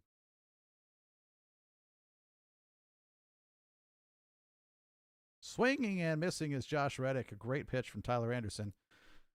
So he is out for the first time. They finally retired Josh Reddick. And so now you're facing Bregman with nobody out. Nobody on. 2 out. That's what you want. Face these powerful hitters with less at stake. Nobody on. We said the same thing about Mookie Betts when the Giants were playing the Dodgers too. Try to face him with nobody on as much as you possibly can. And the first pitch to Bregman is too far inside on the fastball. The fastball only registering 91 miles an hour there. It's not been a very hard fastball tonight. That's really not Tyler Anderson's rap. Other fastballs tonight have been coming in 89, so that was one of his harder ones, actually, the 91 mile an hour fastball. 2 straight balls so far to Bregman. So again, I don't think he's a guy you're trying to pitch around with Brantley on deck, but we'll see. Outside, and that's the 3rd straight ball.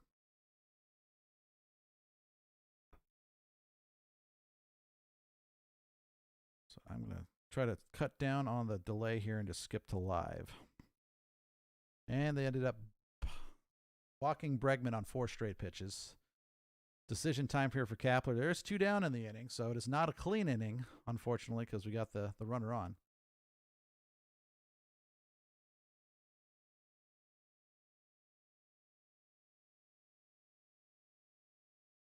That is a lot of cutouts. Yeah, that's a big crowd for Candlestick.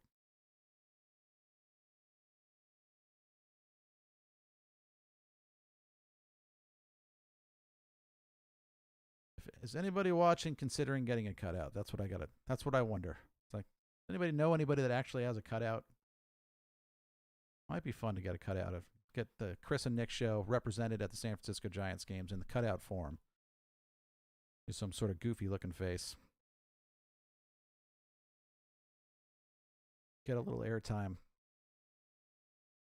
All right, Michael Brantley, the designated hitter to the plate. He is only got 1 home run this season, but he's hitting .302. He's the cleanup hitter.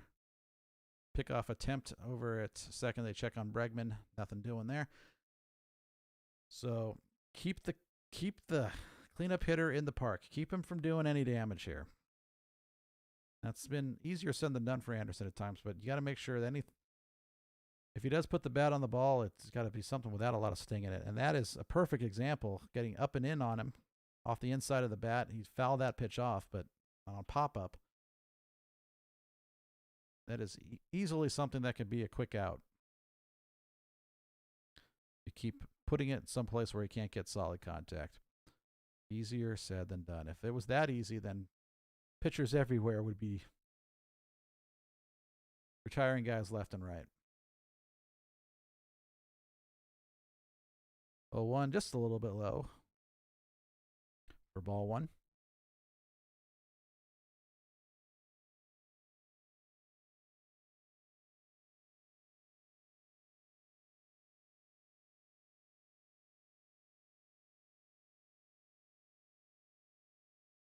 Another pickoff attempt.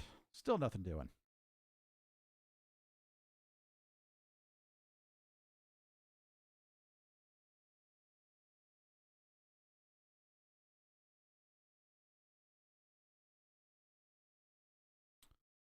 The 1-1. Line drive into center field, hanging up, and that time Yastrzemski has no trouble putting it away. So he didn't even really have to break stride for that one. So a nearly 3-up, 3-down inning as the walk one, but 3 outs around that. No harm done. And that is the end now of 5 for Tyler Anderson. He's given up 4 runs. The Giants trail 4-2. Going to the top of the 6th, then we'll look ahead to the top of the 6th, see what the Giants have coming up. We're going to be starting with the 4, 5, 6 spots. So Evan Longoria will lead off. It's going to be followed by Wilmer Flores, who has the Giants' lone run driven in tonight. Or sorry, the first of the 2 runs driven in by the Giants tonight on the solo home run that he hit his first time up. Austin Slater will be up 3rd, and always looking forward to his at-bats these days. And then it goes back to the Crawford, Trumps, and Dubons again, though Dubon has a hit tonight, so hopefully keep that going. Chance to, if you can get Longoria or Flores on and get Slater up there, you got a chance to drive in a run there. That could be there could be the makings of a run manufactured somehow out of these 3 guys.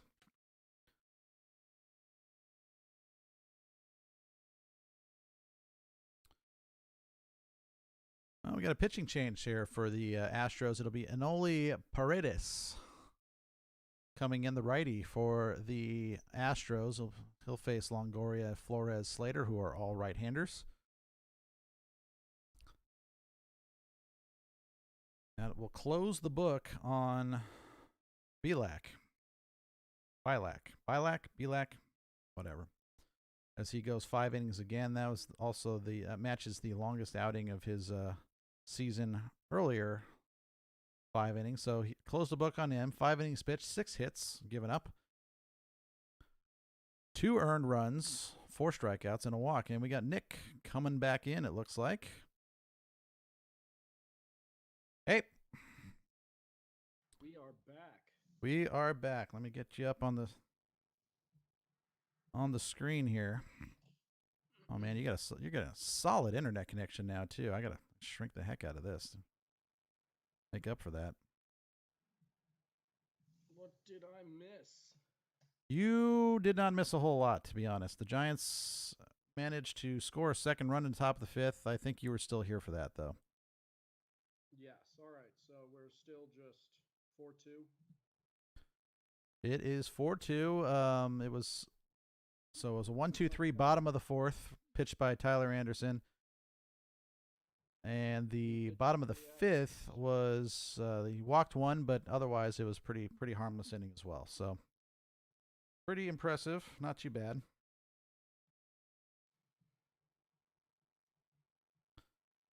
Now we've got Longoria, Flores, and Slater up. So I'm thinking there might be a chance here now that we're into the bullpen.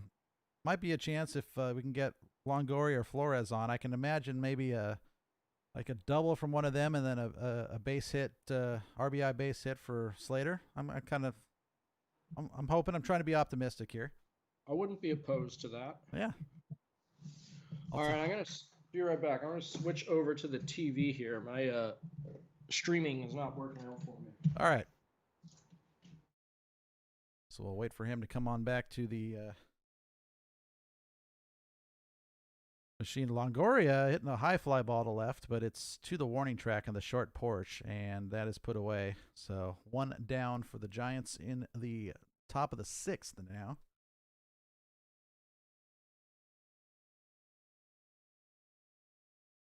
So Flores, as we get to watch the replays of his home run back in the 2nd, which actually put the Giants in the lead. If you can imagine the Giants actually leading this game. All right, here he's coming back. All right, here we go. The stream was killing me on the app, so Was it? we're going with the. It was so slow, so we're going with the old. We're going with the TV broadcast. All right, so I switched over to live on my feed here, so I'm as close to you as I can probably possibly get. Got a 2-0 count to Yeah, Flores. I might actually be ahead of you for once. So if he hits a 2nd home run of the game, no jumping up and down yet. Wait till I start jumping up and down, then you can jump up and down. Oh, he smashed that pitch, then 2-0. Foul. Yeah, I am a little bit ahead of you. All right. It's about time. How far ahead are you then, you think? Oh, I'd only say like 5 seconds or Okay. so. Not even that, less. So I'm not too familiar with the bullpen of the Houston Astros here, but we got what, Anoli Paredes? You know, again, I think that I don't want to be for sure, but I do not remember him being on the squad before. The Astros they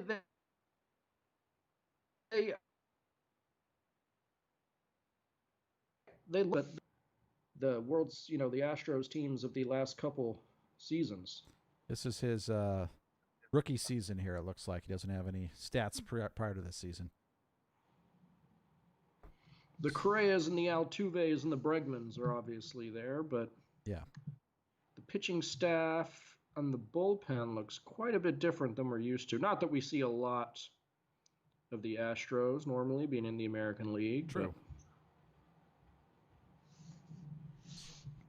So my sort of dream scenario of Longoria or Flores getting it on base ahead of Slater has not played out.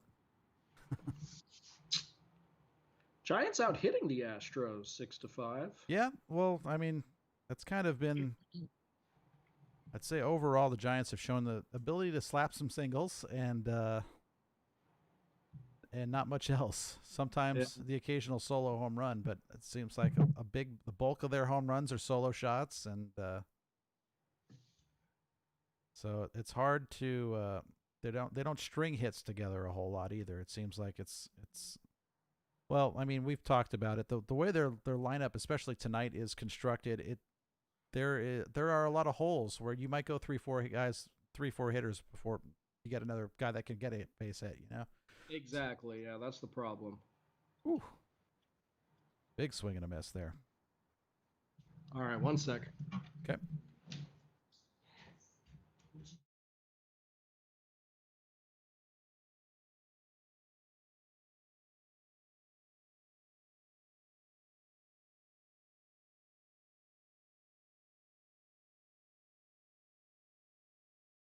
Taken outside of that time. Very similar pitch.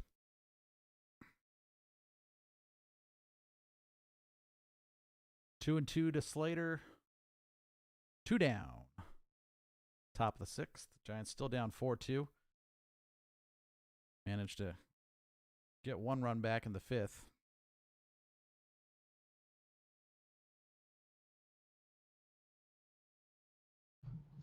All kinds of things going on in the household today. All right. Well, we appreciate you making the effort and being able to be here for this. Absolutely. Slater strikes out. That inning did not go as you planned. No, well, if they were able to play the way I drew it up every time, then we'd be much better off. But I didn't think I asked too much for just a single, couple of base hits or whatnot, but alas, this is the Giants we're talking about. Yeah. All right, so the Giants, I'm pretty sure we're not going to see Anderson come back out again here. He pitched a good fourth and fifth, so maybe you try to stretch him out one more inning, but it's probably a bullpen game from here. Kind of pitches have we got from him? He's up to 80 pitches. Yeah. I mean, realistically, before this season, I would say he'd definitely be coming out for the 6th. But, Giants haven't seen many guys throw above 80 pitches. So I think you're probably right. Probably a bullpen game, but. So the Giants have an off day on Thursday. So, you're not going to. They are due an off day. It'll be 16 in a row when they're done. Whew. So a well-deserved off day, probably. There's sure been a lot of road games as well. We got to be due a nice home stretch here soon, I would think. Well, that's a pretty much annual thing for the Giants. They prefer to start mostly on the road. Yeah, they even came out with the old 2021 schedule already, and it's like April is on the road. Yep. Kind of reminds me. Remember they don't do it anymore, I don't think. But remember when they had the tennis tournaments at the Shark Tank, where like the entire month of what was it, June or something like that? January, I believe. Was it January? Yep. Okay, yeah, that's right. Entire month of January, they'd be on the road basically. And the Sharks were just on the road. That's right. That's how we're gonna boost our viewership here on the Giants. The Giants live games is talking San Jose Sharks hockey. Oh yeah, wow. What I think is interesting.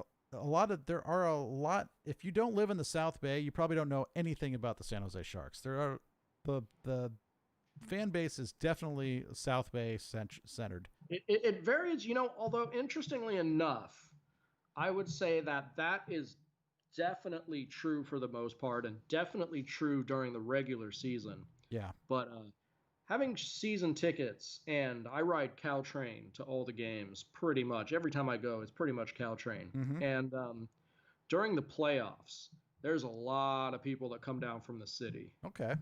But yeah, during the regular season, you bring that train back. By the time it kind of gets to the Mountain View Palo Alto stops, the train's pretty empty.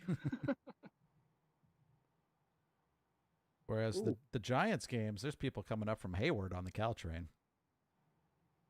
Oh yeah, I gotta say the Caltrain ride back to Mountain View after brutal after a Giants game is one of my least favorite activities. There is. It's it takes every stop, and that Caltrain goes about 7 miles per hour. Yep. And it's late already, and all you want to do is get home. I think there was a group of us, probably almost about 10 of us, I think, that went to a Giants A's game in 2000. I want to say it was 2010. I might be wrong on that, but I think it was was it 2010? I'm hoping it was 2010. It makes for a better story. But, it was the middle of the season, so nobody had any expectations that the Giants were going to win the World Series. They were competitive. They're getting better at that point, but they weren't in first place. They weren't kind of anywhere near they're definitely making the playoffs. So, but we were sitting out in the center field bleachers, and it was a sellout because every game was a sellout those days, back in those days. But the Giants were, I don't know if it was just the night of the week that we went or what, but I had never seen the Caltrains packed so heavily coming back from a night game as I did that night. And I mean, it's the Giants and the A's, right? So it's not like there's a bunch of A's games going into South Bay generally. I mean, South Bay and Peninsula are pretty much exclusively Giants fans in my experience. But it was like standing room only. And when I say standing room, I mean like barely breathing room only on that Caltrain, where we're standing in the the stairwell to the door, because there's nowhere else. You can't squeeze anywhere else in on that train, and it was very uncomfortable. It was, Yes. If you're claustrophobic, it's not a good place to be. But That has not No, in my always been my experience, experience, but that night it was yeah, my particularly bad. experience coming back from a Giants game means sitting on the floor of the bike car Oh, there you go. on train. Is get to the bike car and you sit on the floor, and that's about as good as you can do. That's all you can do if you want to sit down, at least. Yeah. It is rough riding the But Caltrain. my new my new tactic for getting to a Giants game was since I couldn't stand the ride back anymore was drive up to drive up to the San Bruno Caltrain station Oh, and then take Caltrain in from there. So then you don't have to worry about parking since that's such a fiasco now. And then at least getting the ride back, you've only got to take it to San Bruno, which is whatever it is, 3, 4 stops, and then you can drive the rest home the rest of the way. yeah. So that's the new way I handle that. It's it is what it is. Getting to the city these days is it's not easy. I think we've been pretty lucky. We've been able to make it to pretty much like one Giants game a season. I think Okay. we usually get out there during the summertime, and we try to make sure that we catch a ball game while we're out there. So I have That's not. It's been, oh my gosh, they're just finding holes right now. That was a real nice at bat, actually. Yeah, That was a real nice at bat to take that the other way. Correa's killing us. He's made a couple of poor throws at shortstop, that's for sure. But anyway, what was I saying? So yeah, we've made it out to one a year, and it's been many. God, it's probably been over 10 years since I actually drove to a game at that stadium. It might have. And I think it's even worse now, obviously, because the big parking lots that used to be right across the bridge are like not there anymore, right? Well, you had the one on if you came off of 280 and drove up towards the stadium, there was obviously the main lot A on the right, which they kept for most of the time, but I guess they're getting rid of now. Yeah. They had the 2 lots on the left, and they were already decent places for parking. And as soon as they got rid of that, they got rid of one of them, and they got rid of the other one, and the parking was just non-existent then. Yep. I mean, you can't drive to it, I mean, and then we even tried to drive it once, and they said the lot A was kind of permit only. So I was like, so if I just want to pay cash, I just can't even get in here. Wow. Yeah. So, so not having to deal with parking is the main reason to take Caltrain. I haven't been up to, because I know the Warriors' new stadium is up there. Right. It's not too, you can see it from the ballpark, I'm pretty sure.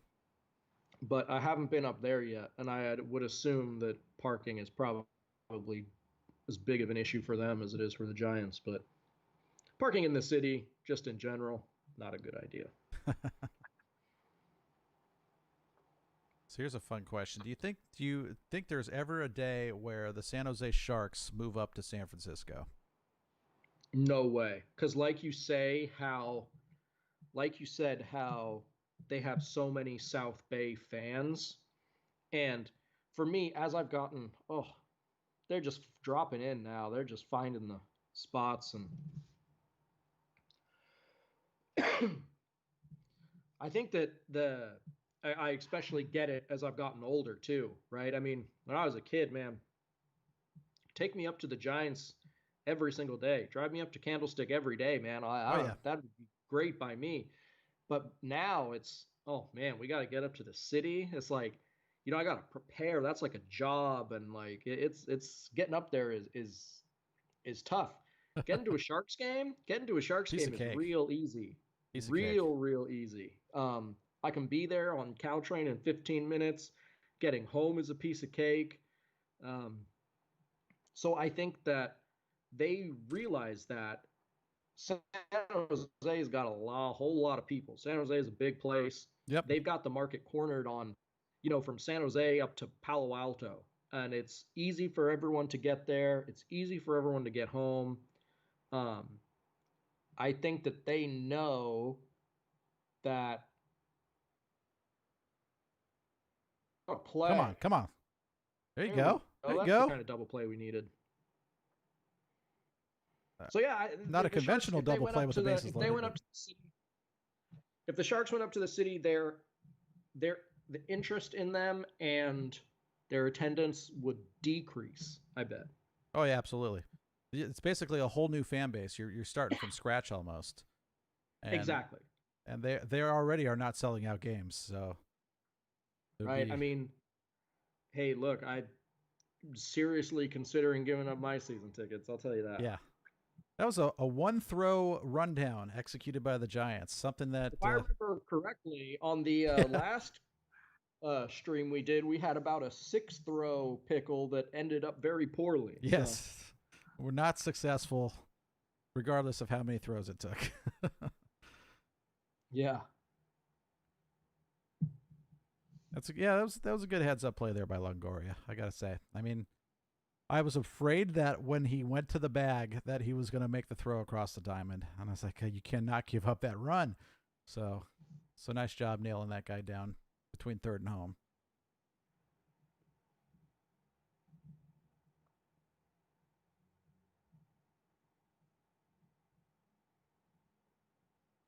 They needed that. They 2 runs for this team is Yeah. coming back from 2 is asking a lot. Coming back from 3, 4, 5 is I think probably in terms of a unrealistic. double play, that was about the best outcome you could ask for, you could hope for, Oh, really.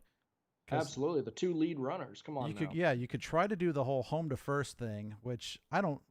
That's a tough play. That's a real tough play to pull off, I think. And I think, yeah, you got the 2 lead runners. So now there's not even a guy on third. So definitely good. Happy with that. This whole inning for Rico Garcia doesn't look quite as bleak anymore. It doesn't. It's looking better. I'll feel happier when we're out of it. But Straw, the 9th place hitter, is the batter. So hopefully the guy's hitting 103. Doesn't hurt us too bad.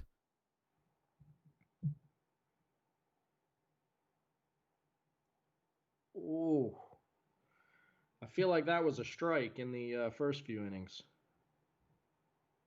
Yeah, Garcia probably hasn't really earned that strike yet, though.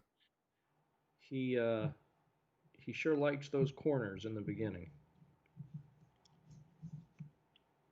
So This umpire's been a fan of anything close so far. So is the NHL done for the night? Is there no more games, you said? Oh my goodness. Uh, seeing eye grounder. Oh, Did Belt have a play on that ball? I don't think so. I think that was hit a little too fast, but he certainly didn't make much of an effort to put a play on that ball. That's what I mean. It just looked like there wasn't a lot of.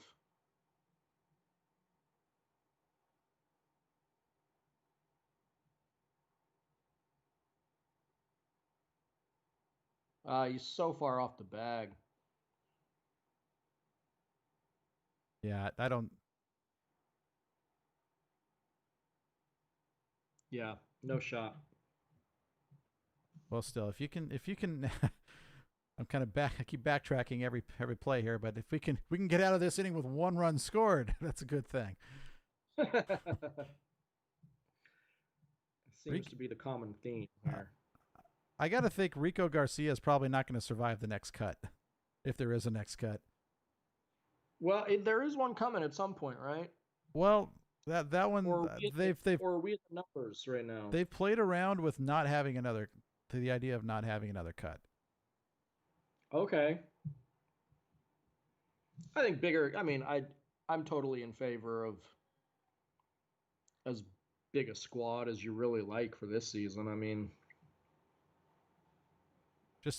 Well, there's a lot of teams that are going to be in the playoff hunt now with the expanded playoffs. So, got a right. pitching change coming. It's going to be Wandy Peralta. Looks like, but God,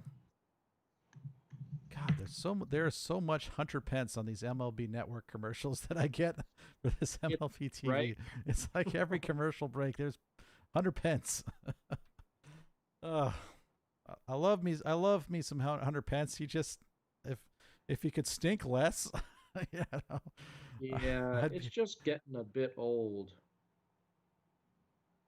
All right, so we got Reddick coming up, who's 2 for 3. This was falling apart quickly. Everything was looking up a little bit after that double play. Yeah, it's like, man, they can get one more out here and get out unscathed, right? Right? No. Right, right. You keep trying to talk yourself into it, but I'm not crazy, am I? Am I? They got. I'm not gonna say it. So you know what I was I like. trying to think of? Go ahead. You know the last time we were talking about, you know, the if you could put together an all-time movie baseball team. Did you come up with some good ones? And no, I was thinking about one, and if we were talking about forget best baseball movies, if you wanted to talk worst baseball movies, the what was that? The third installment of Major League. Major League, Back to the Minors, I believe they called it. Yeah. That was a horrendous movie. But what was the guy's name in that? Who was the guy that got called up? It was that Scott Bakula that played that character? no, he played the manager, didn't he? That's right. That's right. But the guy and his nickname was Downtown. But I could not, see. for the life of me, remember his name in the movie. And he goes up, and he gets. I haven't looked at this.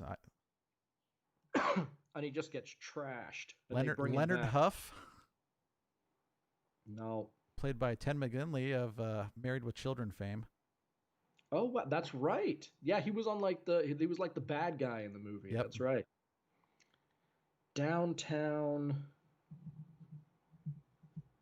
They got to put like a roster together here of We really do one of these Billy days. Downtown Anderson. That's it. Billy Downtown Played by Anderson. Walter Goggins, who I've seen in stuff, but yeah. Yeah, we got to put together like a 25-man roster. I mean, the Hall of Shame of baseball movies. That is definitely. I got to say, when we put that team together, we were digging pretty deep when we had to go to the Sandlot to fill out some of those positions. Well, some of the positions you don't. But if you went back, yeah, there's some of those positions that don't get a lot of play. Obviously, you get a lot of outfielders. Came up with a lot of catchers. So, but do you have Henry Rowan-Gardner in your starting rotation, or is he coming out of the pen? That's the real question. He's got to come out of the pen, right? I think he's got to be your closer because I think eventually they're gonna. I don't care what he's throwing. Eventually they're gonna catch up to the heat. You know. Yeah, that's true. They'll get the third time through the lineup might not be great. I think you got to start with Steve Nebraska. Still. Steve Nebraska, yeah. Well, I mean, it pretty much starts and ends with him, doesn't it? I mean, 27 up, 27 down, 27 Ks. I mean, right. Come on now. But it's only going to be every fifth day. So. And he's hitting you some bombs. Yeah. Oh, they got him nailed. Altuve is nailed. Got him. Hey. There we go. There you Two go. Successful rundowns. In the same inning. Right. Two successful rundowns in the same inning. Small things. So what you were saying about the Giants out hitting the Astros is yeah, never mind. I take it back. just wait 5 minutes. Yeah, just wait a little bit. All right. So what we have to look forward to in the top of the seventh inning is at bats from the bottom of the order. It'll be Crawford, Trump, and Dubon. Now, the last time around, Crawford was able to work a walk, and Dubon got a single, but then they were all stranded by the Yastrzemskis and the Dickersons of the world. The guys we talk up as the big hitters. No, that was actually when Dickerson did get a hit, and that's where they got their second run. So that was okay. There we go. I don't know. I think we need to get more than one run here, though. But anyway, so a question I had for you, I've been kind of. I'm sorry, you were breaking up there for a minute. So question I had for you, we were talking about if Pilar is on the roster, does it make any difference, right? So that's right. Kind of the easy one. So making it a little tougher, if Buster Posey is on the roster, does it make much of a difference? I would say probably not at all. What did he hit in the low 200s last year? So say what were you talking about playing Posey as, a halftime catcher, halftime first baseman, Maybe DH. maybe DH? Just look. So tonight he'd take Flores's spot in the DH. Flores is hitting 279. I don't think you're going to get that kind of average out of Posey. No.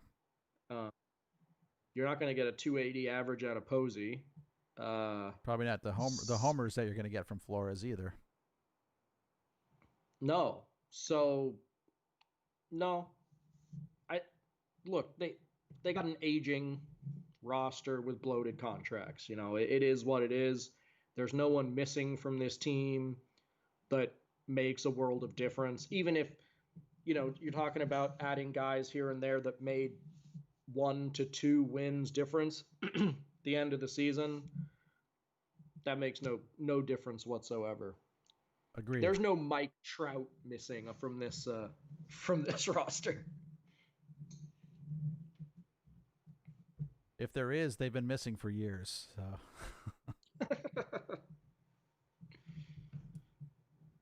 I think the real offensive juggernaut, the last real offensive juggernaut type of player that the Giants had was Barry Bonds, right? Have they had anybody since he retired that really scared anybody? Absolutely not.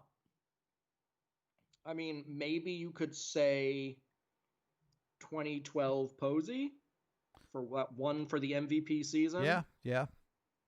I don't know if he scared anybody. He might scare you more than anyone else on that Giants lineup that year, but he wasn't, I'm intentionally walking him with the bases loaded like I do for Barry. You're not going to see that from anybody ever again, probably. Well, I won't say ever again, but to their credit, that worked when they did it. Yeah. They intentionally walked the run in and got the next guy out. So Buck Showalter, the Arizona Diamondbacks. Yep. It worked. I was watching thing. It was actually really interesting. This was one thing I was going to talk to you about that I totally forgot until now. It was the 30 best home runs in San Francisco Giants history. Wow. So obviously you can't think you got to take the shot heard around the world off of there, because obviously that's got to be number one on any list. But it was San Francisco only. 30 of them? I don't know if I could come up with 30, but 30 of them, yeah, that's a lot. But some of the ones they chose, I just thought, no way. Like, I was like, this is put together by a very new fan. There's not enough. Travis Ishikawa. Oh, absolutely. That had to be top 5. That was number 1. Okay. I'll go with that. And I'll go with that. That's a walk-off homer to win the pennant. That's got to be the biggest home run in San Francisco Giants history. Yep. Obviously on there was the Bonds 71. How many of the 30 was Barry Bonds? Well, it was kind of annoying. So they took ones of his 73 home run season, and that all counted as one. Okay. So like him hitting number 70, hitting 71, 73, that was all counted as one spot. And again, not as high as I would personally put it. It was up there. I think it was something like number 10 or something like that. Okay. I think when you take into account the historical significance, that should be higher. Yeah, and then they did the same thing with, I think, 700 and him tying Aaron and breaking Aaron was all counted as one spot as well. But they had some just ones that I was just like, there was one of Pagan hitting an inside the park home run at some game during May. It's like a May game, and Pagan hits an inside the park home run, and I was just like, yeah, that's exciting, but no. But I'll tell you one that I didn't quite agree with was obviously, the Brian Johnson home run to tie. Yeah, that should be up there. They had it at something. I want to say it was like 26 or something like that. Wow. So they must have had like a huge And bias I was just towards like, like Oracle Park or Pac Bell Park era Giants teams then.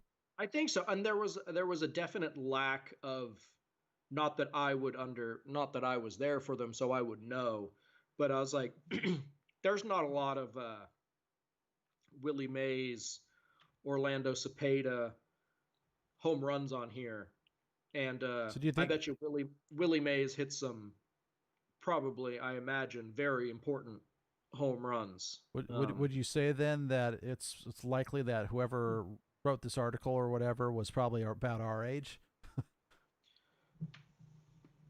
I would say probably even younger who put it Okay. together. Oh wow. Yeah. I would say even younger than us. I don't remember a big early 90s, late 80, even when they were in the World Series in 89. I don't remember big home runs Oh, I'll really. tell you the other one that wasn't on there that I would for sure put on there for uh, importance and historical purposes as well, was not on there, was the Will Clark Grand Slam in Game 1 of the '89 NLCS. Yeah. Oh, that was. But yeah, absolutely. I mean, come on, playoff home run, Yep. Grand Slam, Will Clark. I mean, that's everything you can ask Yep. for That right wasn't there. on the top 30, really. That was not in the top 30. And yet, Pagan hitting an inside the Parker in the regular season is in there. And I'm just like, Do you have a I should link? have Do you have turned a it off link as to soon as this I saw here? it.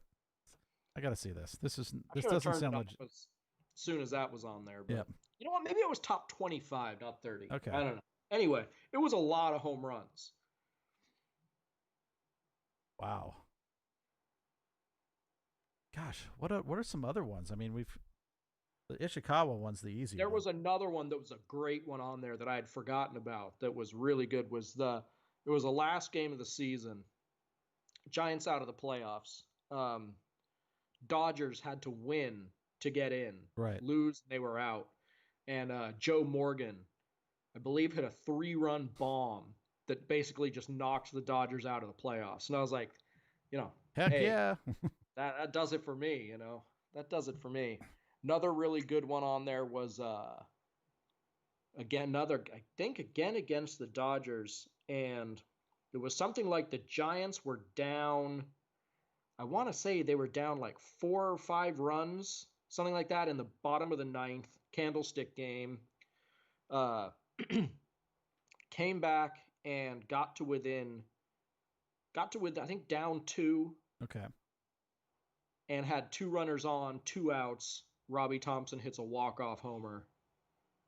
Um, and that kind of stuff I liked that he was putting on there, was saying, like, doing this against the, Dodgers Yep. means something, Sure.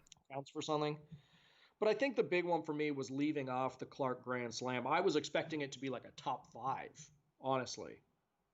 Do they have the Will Clark, Nolan Ryan? Yes, it was on Okay. there, but again, like way up there, like 22-ish, Oh something wow. like that. Okay. And as soon as I saw that one, I thought, okay, yeah, put that one there, but put the Grand Slam, off, which I think was off Greg Maddux as well, right? Yep. I think it was off Greg Maddux. That was the last time you ever see a pitcher not talk without his glove in his face. That's right. That's right. Good remembering. Yeah, that's right. Oh, here we go. Will Clark had himself a series that Game 1 was unbelievable. Hunter Pence hits a home run here, then a couple of his sins are forgiven. You got a chance to get right back in this ball game here. I know it's asking a lot for Hunter Pence to. So we'll turn your question around here. How about top home runs against the Giants? I'll tell you this much. It as far as importance or anything like that, it was not in there. But I was at a game sometime in the mid '90s before. This was before the whole home run chase and stuff as well of McGuire and Sosa. Right. Before Sosa was remembered for all that. But I was sitting down the third base line, lower box, and Sammy Sosa hit a baseball further than I have ever seen hit Yeah. in my entire life. If you remember when they brought in those, mobile kind of bleachers that they put in left field, Yeah, yeah. the candlestick. The Bond Squad. That's right. He hit a ball. It went over those, and it went up against the wall. The original fence Oh that yeah, was out there. the After football that, seats back there. the football seats. He put him in the football seats. He absolutely crushed that ball. To this day, I think that ball must have gone at least like 550 plus feet. That's It impressive. was absolutely smashed. And I was at the home run derby when they had it at AT&T, Yep.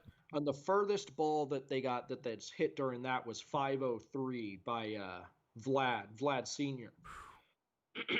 And even seeing that, oh, here we go. Get out. Was it gone? It's gone. What did I say? Did I just call that? I kind of called that, right? You called that. I didn't say he was going to hit a home run, but I said if he does, some sins are forgiven. So I think we have a couple of sins to forgive from Mr. Hunter Pence here. That was tough to tell if that was gone or if he caught that. Yeah. Well, I mean, it ended up on the other side of the wall. That's for sure. I saw that. That is an opposite field. Here we go. Got to get into that bullpen. Oh wow. Yeah, that was definitely gone. We're back. My God. We're in it. A little two out rally here. Here we go. The biggest hit he's had is it's only the third hit he's had this year, Kruko. The lame ground ball to short doesn't help. And I was sort of poo-pooing the whole. I don't know if I would pinch hit for Dickerson here. I don't know about this. I don't know. Third hit of the season for Hunter Pence is a big one. We're back. Wow. Okay. Yeah, so that was obviously the first day of, what was it? The first day of Pac Bell, wasn't it? I can't remember what Dodger it was, but didn't he hit like 3 homers? That was rough. That's no fun. Let's see. I think the biggest home run against the Giants, it was the Mike Piazza. The one that knocked them out in '93. No, wasn't that Mike Piazza? No, I was just gonna say the home run I think that hurt the most for me was the last day of the season, '93. Was that not Piazza? They were playing the Rockies in Colorado. And somebody, I remember, hit the bomb to beat the Giants. And it was just a guy you'd never think that would do it, right? Because 93, was that not their inaugural year for the Rockies and Marlins? I don't remember. I think that might have been their inaugural season. And the guy that hit the bomb to beat him was just one of those like little speedster guys, like 2 homers on the season. And he hits this like massive 3-run bomb, and you just 103 win Giants are going home. And Rockies and Marlins first year, 1993. Yeah. I'm trying to see if I can come up with who that was. I want to say the guy that hit it ended up playing for the Giants later on. Oh, okay. I'll check that 1993 Rockies roster. Got the roster here brought up. It wasn't Eric. I want to say he was an outfielder. Wasn't Vinny Castillo, was it? No. I mean, look, Eric Young did not play for the Giants. Charlie Hayes, wasn't he on the Giants for a season? Dale Murphy was on the original. Charlie Hayes on the Giants for 2 seasons. I don't see any. Oh no, maybe he didn't play for the Giants though. Ooh, was it Eric Young? It might have been Eric Young. Eric Young played for the Giants in And he did, okay. 2003. Yes. Okay, it was Eric Young. Okay. And that just, man, that I will always remember that home run. Just absolutely crushed me.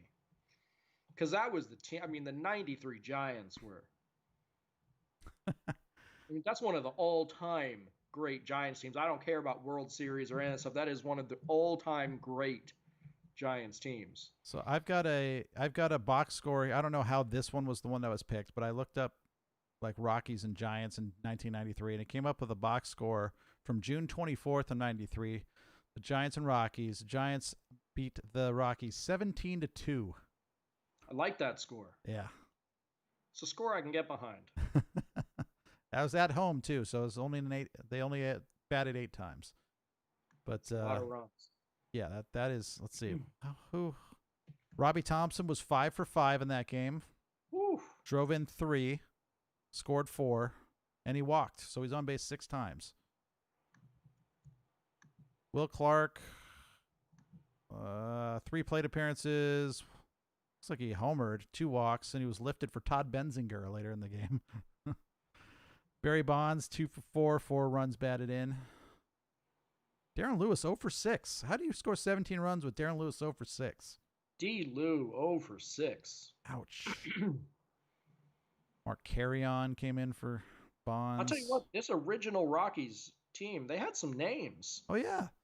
Look at Dante Bichette, Vinny Castilla. Dante Bichette, Vinny Castilla, Andres Galarraga. Yeah, Charlie Hayes was pretty good back then, too.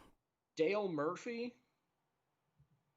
Yeah, absolutely. What is Dale Murphy doing on that team? The pitching was just horrendous, if I recall correctly. Wasn't Bill Swift on the inaugural Rockies? No, because he was Billy Swift in '93 was winning 20 games for us. That's right. Did he win 20 that many games that year? He did. Burkett and Swift were 20. That's right. That was that year. Can you imagine that nowadays? Oh. 2 pitchers that win 20-plus games on the same team? Well, we were trying to get some of the Giants pitchers there back in the, early 2000s. Like, everybody's like, Matt Cain and Tim Lincecum are going to be the 2020 guys. I'll take one guy that could win. Man, I'll take one guy that can win 15 games. Forget 2 that can win 20. Well, yeah, even these Giants juggernaut pitchers, man, who these world-killing pitchers that they've supposedly had in this last generation were not getting that many wins. Wow, Lance Painter on that team. That's a name that takes me back. All right, I've got to be able to find out that game. Last great pennant race. Here we go. Baseball history, 1993. The last great pennant race. That's right. That's right. God, Matt Williams was bald from birth, I think. Yeah.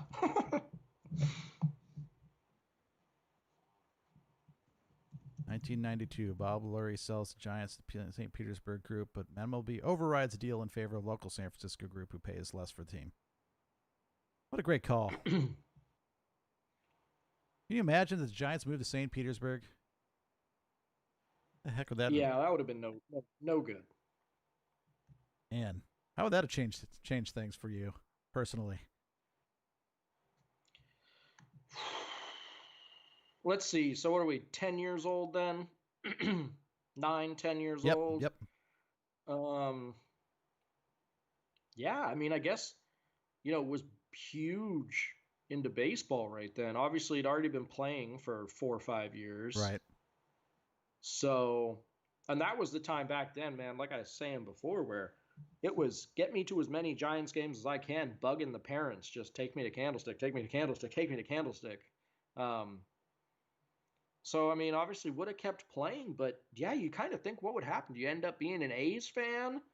I'm one of those guys, I would not end up, I'm still a Giants fan, even though they moved 3,000 miles away. I would have been, forget you guys. Yeah, I imagine you end up, because the A's would be the only game in town then. I don't know if I could do it. I don't know if I could do it either, but it's the only way you could watch pro baseball. Especially after 89. 89 was still fresh back then, right? So. Yep. It might have been one of those ones where you just end up maybe not having a baseball team you root for. Do you And still you root for the go to Giants? Oakland. I don't think so. I couldn't root for a team that abandoned me. That's a tough one. That is a yeah. I don't know. I don't know how that would go. I remember going to speaking of '93. I remember going to Giants opening day that year, and it was they played the Marlins. It was the Marlins. First ever game? That's right. Dad pulled me out of school and with a buddy nice and early, and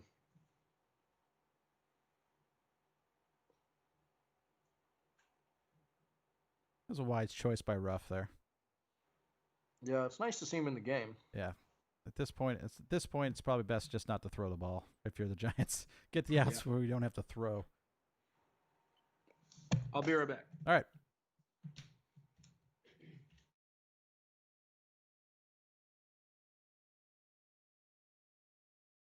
All right. So Giants have managed to find their way back into this game. 6-5, they're down now. Peralta is going to be lifted here.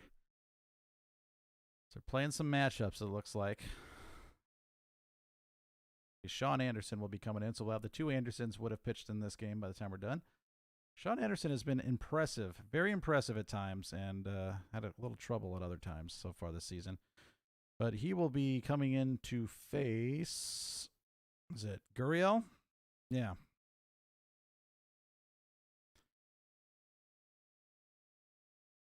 So we'll see how that goes.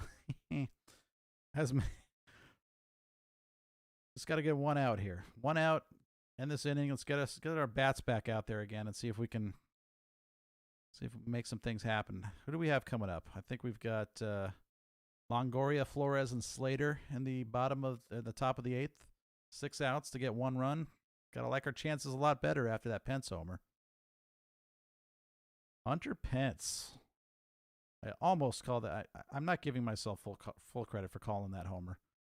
I didn't really call it. I just said, if this happened, I would be happy. And then it happened. So I'm happy. I'm in a much better mood. We got more to talk about now. The Giants are scoring runs, man. It's if they could pitch better and not be so terrible in the field, they would actually still be in the conversation for being contenders probably. And I think, unfortunately for the Giants, and I'll talk about this with Nick, but when he gets back here. But I think I'll save it for when he comes back. But man, the expectations right now can't be very high for this team because we've seen them play for 19 games now, just about, and it's definitely tempered some expectations. I'll just start by saying that, and then we'll expand on that a little bit more when Nick gets back here. But Anderson, look at his numbers. He's striking guys out. A few too many walks, which is always a problem with Giants pitching. Not giving up that many hits either, but the hits he has given up have been deadly. They have been very painful ones. So hoping for a quick out here from Sean Anderson if we can get it. First pitch is not a strike.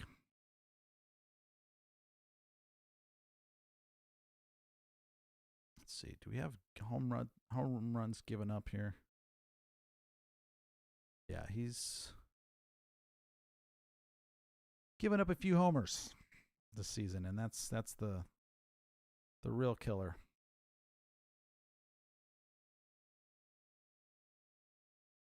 Why is it not showing me stats I want to see here? All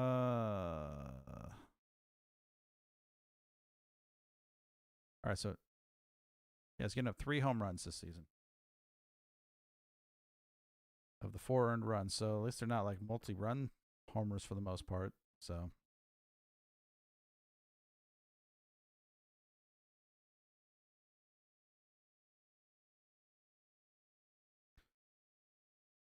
little conference on the mound real quick there as we're talking about how they're going to pitch this. 1-0 is still the count as the first pitch to Gurriel was just a bit outside. A little bit. That one's in there for strike one. Nice job staying down on the zone here. Gurriel is, what's he done so far? It's 1 for 3. No damage done.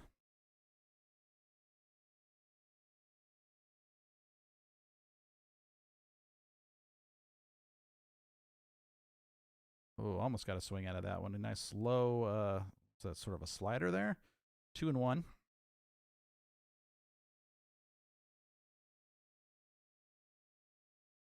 So with the Giants win, they'd move to 8-11 today, and with the Astros loss, they would move to 7-10. So those two records would look really similar. The 2-1 swung on, lifted into center field, pushes Yastrzemski back a few steps, but he's got plenty of room for that. No trouble there. I think we're probably going to see Sean Anderson in the 8th. So nice job getting out of that one. And we will get, as I mentioned earlier, we'll have Longoria, Flores, and Slater due up. So really happy that you guys have all stayed with us through this one so far, as the Giants look like they have been clawing themselves back into this one, which is fantastic. They've managed to make it interesting here for the end. So probably one of the last times that I'm going to try to ask you to remember to like and subscribe if you have not already. Like this video for tonight. It's something that we got to kind of try to get going every single time we put a video out. Try to slam that like button. Slam it like Hunter Pence did in his pinch hit appearance earlier today. And it's right on over there. Right down in that corner right there. The subscribe button's right over here. So hammer those both hard. Wilmer Flores, Hunter Pence style. And we will help try to grow this channel as much as we can. This is our first time doing a weeknight game, so we realized it was kind of a bit of a risk. We wanted to test it out, see what we could get for viewership. I'll say this: it's not substantially down, but it is down definitely a little bit less than what we got the last time we were. Well, let's see. When I did the solo game last weekend, we were getting a little bit more. So. It's so far a noticeable difference. And the two of us are here, so usually the two of us being here kind of makes things a little bit bigger. So we are really hoping that we are able to keep doing that, obviously. But the more we hit the like button, guys, the more attention our channel will end up getting, and the more that the YouTube algorithm will favor us and put us in your list of recommended videos in the future. And it'll also find its way into the recommended view spots on other baseball fans out there. So anybody that, and it's YouTube, so they're powered by Google stuff. So if you ever go on Google and search anything San Francisco Giants, chances are when you pop YouTube up, you're going to see some baseball stuff in there, and possibly a little Chris and Nick Sports channel content in there. So it's important to hit that like button. Let YouTube know that we are here and that we're growing, and that people want to watch us. So all the help you can give us would be much appreciated there. All right, so the pitcher for the Astros in the top of the 8th is going to be Andre Scrub. Well, let's hope he is a scrub with a name like that. We're going to see. First pitch to Longoria, watches a 92-mile-an-hour fastball hit the low and outside corner for strike one. Scrub is coming in for his 7th time this season. He has no ERA and 7 2/3 innings pitched, 7 strikeouts over that span. Has a save as well. 143 whip, however, so he's struck out 7 and walked 7 as well. A lot of guys getting on base against him. 4 hits given up in 7 2/3, 7 walks. So see if we can get a couple of those. It's kind of resetting what we said the last time that these 3 came up, and that was back in the 6th inning. We're looking for a base knock, like a base hit or so from either Longoria or Flores, and then driven in by Slater. That's kind of the formula that I think works in my head anyway. Longoria ducks under a pitch there. It's 2-2 to him now. Thank you much to the couple people that liked us there after my little spiel in between innings. I appreciate it very, very much. And I'm sure Nick will too as soon as we get him back. I'll be helping his daughters out a little bit. 3-2 as Longoria is able to work the count full. So remember, this guy walks a lot of batters, or he has thus far in the season.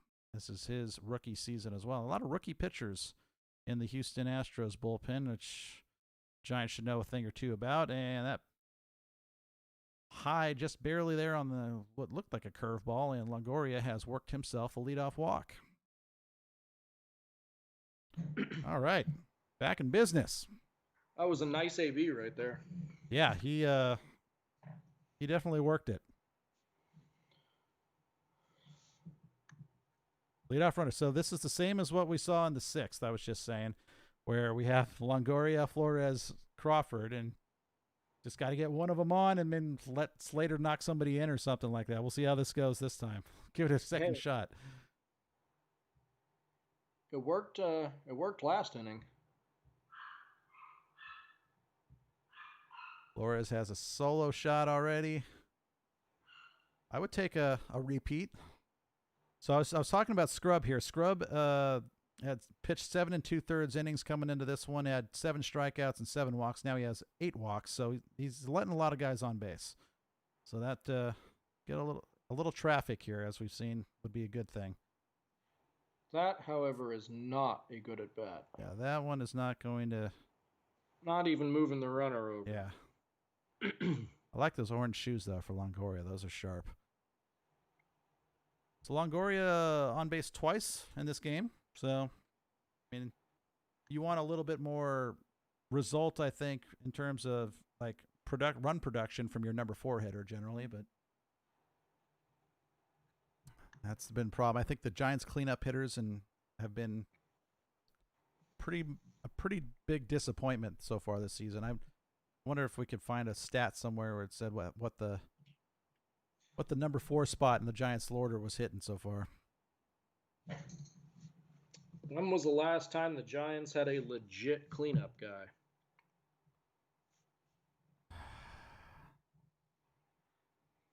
Barry Bonds? Yeah. I feel like that's the answer to a lot of things. Anytime it comes to offense, I think the Posey MVP season answer was probably the only real legit anything Giants offense answer since Barry Bonds retired, probably. But so a question I got to try to remember what the heck it was. I had a question I was going to ask you. What the heck was it? I don't know. I had something. I'll think of it. We'll enjoy an Austin Slater at bat here. It's a good guy to have up in this spot at least.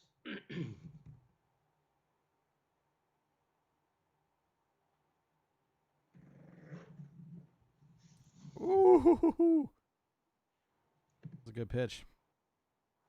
Real nice pitch.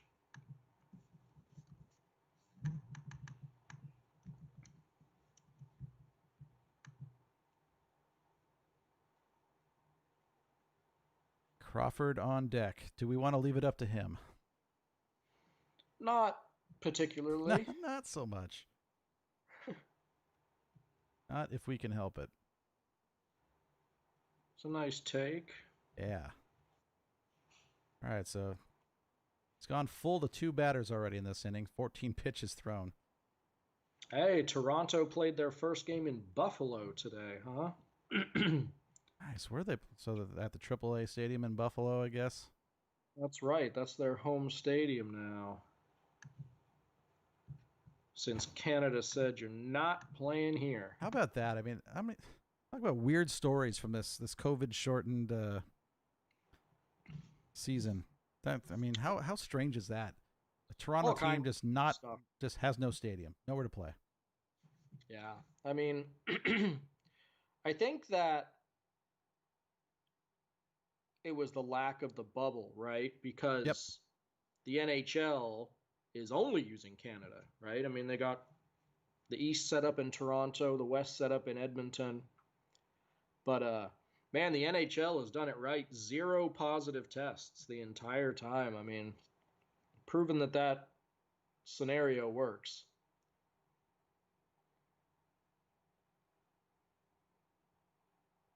Count still full. Come on, Austin. Come on, Slater. Oh, boy, that's rough. Right at him. Well, at least it wasn't a double play. Well, we left it up to Brandon Crawford. Let's see how it works out. Credit to Slater for solid contact there. Very solid contact. Like we were saying earlier, just one of those ones where you hit it right at him. Nothing you can do. Nice at bat, though. Made him throw some pitches. Absolutely. The count full. Solid contact. That could really play into what happens here. I mean, 17 pitches thrown already. Let's see what he's got left against Crawford. Be all right. Be a nice time for the first home run of the season. That's certainly not going to do any good. Oh, boy. It's definitely shown over the years he's susceptible to the breaking ball down and in. Yikes, yikes, yikes. We're especially later in his career here, Crawford is not much of a breaking ball hitter. And he's not much of a fastball hitter. So that makes him not much of a hitter. Yeah. Because I don't know what there is left after that. Yeah. All right, we got to get a real swing off here if we're. All right, here we go. Oh boy, that is a. I booted it. All right. We'll take it. Carlos Correa is becoming one of our best players. Correa is shades of Brooks Conrad in 2010. I'm pretty sure he's going to be traded to the Giants any minute now because he would fit right in with our team concept. Oh boy. Bunch of furniture movers. Still maintain that Brooks Conrad was one of the most important players in 2010 for the Giants. Oh yes. Yeah. I mean, the Giants caught some breaks. You had to catch some breaks if you're that 2000 Giants. That guy was just error after error after error in that series. Oh boy, the big boy's coming in, huh? I don't know if it's a good idea to have a guy named Scrub on your roster. Yeah. It's problematic. I mean, the guy he's pitched pretty well. He's got a save to his record here and no ERA to speak of so far.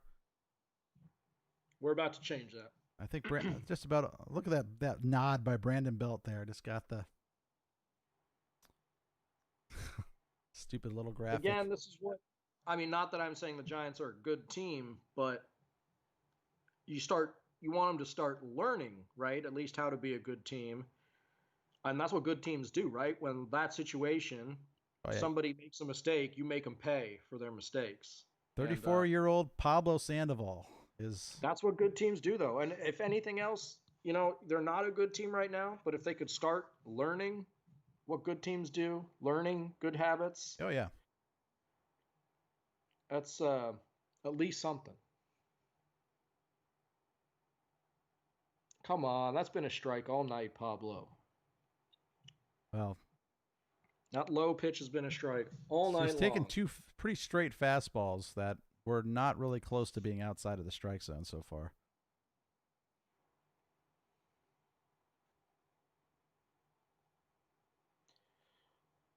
Oh, boy. So that is 2 strikes taken, and then swing at 1 out of the zone. And that is why Pablo is just, it's time. It's time. Yeah.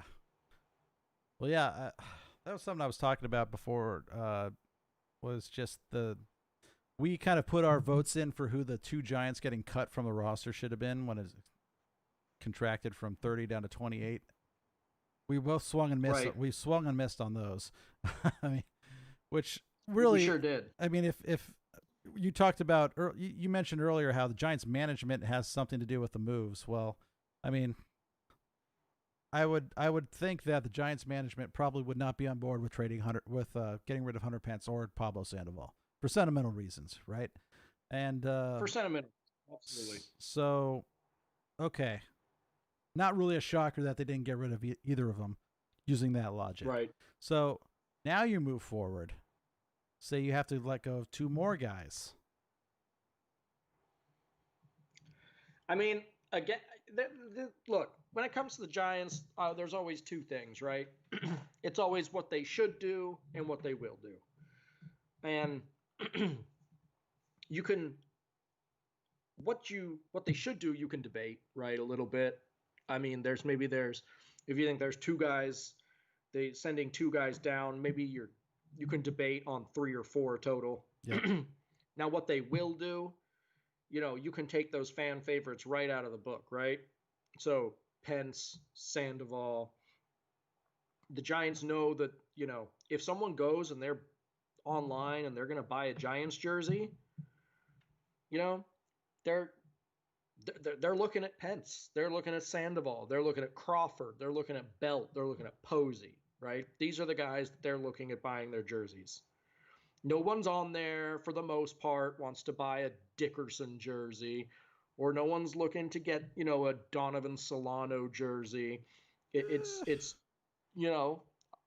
just how it is. And the Giants, the Giants ownership group, and I know most ownership groups are this way, but the Giants ownership group, they love their money, and they're printing it over there. I mean, not so much this year, I know, without the fans and stuff, but with that ballpark paid off now, low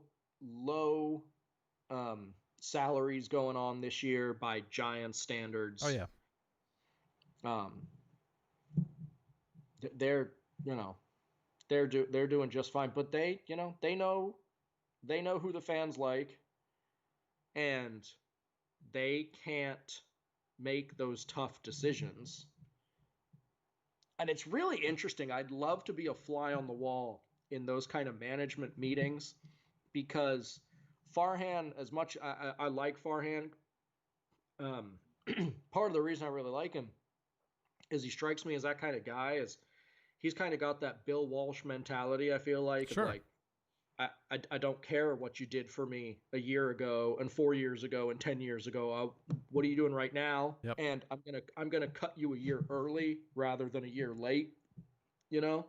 Whereas Giants management is very much of I'm not really worried about the performance. I'm worried about how do people think about him and the name on the back, and is this guy selling jerseys, and is this guy selling unique they're hats? about the sentimental play, that's for sure. Exactly. They love that stuff. And so that's the butts in the seat stuff for the most part. The butts in the seat stuff, exactly. And it's like the whole thing with Pilar. You got the fans like crying foul about Kevin Pilar because he tried hard and stuff. And it's like, stop. Yeah, what's he doing now? Yeah, stop. I don't care. Like, I could be on the Giants. I promise you, I'll try really hard. Yep. The production's not going to be very good, but I'll give it a go. Kevin Pilar is for the Red Sox. The start of the season off hitting .277. Hey, that's not bad. Nope. The Red Sox are not very good either. All right, quick out here in the bottom of the eighth. It's a big inning. I figured they'd put Sean Anderson out there for one more. Giants are down to their last 3 outs, though, when they come up to bat. So looking ahead, they will have Dubon, Yastrzemski, and Pence. Let's hope we can put a 9th inning together like we did last night, huh? Yeah, I'll take it. So if you had to buy a Giants jersey from a player of this season, you had to buy one from a player that's active roster this season, who would it be? Wow. I bet I was going to say, I wonder if it's the same person I'm thinking of. I own 3 Giants jerseys, and I don't think either one has played for them in quite a while. This guy right here? See if you can pull up. That's definitely one of them. See if you can name the 3 Giants that I have their jerseys of. Well, I know you have one of these. Absolutely. Don't we all? Oh gosh. You have a Schmidt jersey by any chance? No. Oh, okay. I feel like the other one other one is pretty Robbie would be Thompson? Robbie Thompson. Okay. Yep. Clark Thompson. Clark And one more. Thompson Williams? No. I feel Okay. like come on, the other ones who's the guy? Who's the man? Who's You have a Barry Bonds jersey? Barry Bonds? Absolutely. Wow. I got Clark Thompson Wow. and Bonds. Hey, I got respect, man. I do not have the balls to buy the Barry Bonds jersey. I couldn't. Clark Thompson and Bonds. And I remember wearing my Bonds jersey to the yard, and a Giants fan, believe it or not, got upset with me for wearing it, and said gave me the whole steroid blah blah blah. And it's my response to him was my response to everybody. Is that, why are you upset at Bonds because he's the best one that did it? When Yeah. what? Let's even say that less people than are using this stuff than probably. So 50% of the guys in baseball are using this, and you're upset at Bonds because he's just the best one. Yeah. I don't see anyone calling for the heads of Well, talking about cheaters, here we got the Houston Astros that we're playing. I mean, everybody wants to hate on the Astros, but how about all the other teams? All the other teams that have been doing it, right? I mean, if you're gonna say that the Astros have done wrong, well, then you got to say that all the rest of these teams have done wrong. And if you're not going to say the rest of these teams have done wrong, then you can't say that Barry Bonds did wrong, because nobody ever caught him for anything. And people just it's one of these ones where it's, if another team does it, people are Absolutely. very quick to hate and throw insults and all of this stuff. When their own team does it, it's yeah, but come on, everybody does it. Not a big deal, right? I mean, look, everyone hating on the Astros. Did they cheat? Yeah. Should they have taken their World Series title away? I think so, probably. But you know what? The Red Sox did the exact same thing, but baseball hardly punished them because they're the Red Sox. Right. Did the Red Sox fans care? No, not at all. They're too busy hating on the Astros.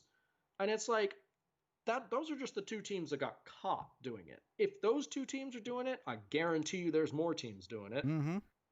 It's like, yeah, Bonds got caught, McGuire got caught, Sosa got caught. All these guys, I mean, we can run down the list of people since the 80s that have been doing it. It's at least half of the guys in baseball. Yep. But people want to, it's all Bonds' fault because he was the best guy. Well, I'll say this: McGuire took some heat too. Sosa is not a lasting personality in Major League Baseball. So Palmeiro got some heat too. Palmeiro, that's only because he went in front of Congress and was just like wagging his finger everywhere, talking about not doing it. But I mean, do you remember when there was a massive number of minor leaguers that got busted? Yep. And no one's out there calling them cheaters and all stuff. And it's like, well, they did the exact same thing that these other guys did, but because they're not as good, no one cares. Mm-hmm. And I just, it's either like you can't be a cheater if you're good, and it's okay to do if you're not good and stuff. This, people have these, it's okay for them to do, but not okay for them, but okay for them to do mentality. Yeah. And I can't stand it. It's. How about Melky Cabrera? Yeah. Yep. All those idiots dressed like milkmen along the third baseline. That was kind of fun. I was a Melky Cabrera fan that year until that happened. But I remember when that happened and thinking like, what a selfish jerk! Totally blew our chance at the playoffs and all this stuff. Season's over, and then hey, World Series title. Yeah. You could argue that they probably don't get there without him, even though they played much of that season without him. So yeah, no, he played well that season. Yep, while he was there, he did. And he has never really quite been the same since then. I think he hasn't. I mean, but that's a tough. I mean, first of all, you lose everything you get from taking the performance-enhancing drugs. Secondly, the scrutiny has got to weigh on you, right? Yeah. I mean, you got people calling you out and media's probably talking about it. And so, the scrutiny's got to weigh on you as well. And you're It's not probably getting any younger. Yeah. It's tough to overcome, I'm sure. But yeah, he went to the White Sox, I think, afterwards and stuff. And He's been around. he's been around. But yeah, never the same player he was in that first half of the season. Anderson has lost the strike zone here. Yeah, you really got to keep this one run. Got to do. So what do we do with Tyler Rogers? He's got to go. Oh my goodness, this guy is driving me insane. This dude is just like, if there was a prize for leaving pitches up in the zone, I mean, he wins. I mean, this guy is just like, it's batting practice fastball after batting practice fastball. Oh yeah, he definitely throws mid-80s. So I mean, I would love. It's the kind of guy where you're watching him hit. You got to think these guys are just like, ooh, I can't wait to hit off of him. It's a gimmick. I mean, the submarine thing is a gimmick that works sometimes. I mean, he's had some real good outings. Pitched some pretty clutch innings to nail down some wins so far in this season. But he has blown open some deficits big time. If your ERA is in the 11s, it's not working. Agreed. Sam Selman looked good in the few times I've seen him so far. He does. Nice to see him warming up there. Assuming there are meaningful at bats that the Astros will have after this one. Yeah, we'll see. Rough go finding the strike zone at the moment. That'll bring Selman in. That was a mistake. Yeah.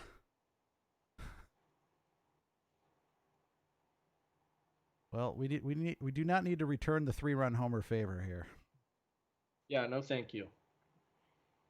So, I don't think you answered the question. Current Giant you would buy a jersey for? If I had to have one of a current Giant, oh boy. First of all, let me say that I would absolutely never buy one of a current Giant. No, not a single one. Can they be a minor leaguer? No. I kind of have a rule as well when it comes to buying jerseys. I don't know about this, how you feel, but hold on. You know, there's some people who say like owning a jersey is weird, wearing a jersey of another person is weird.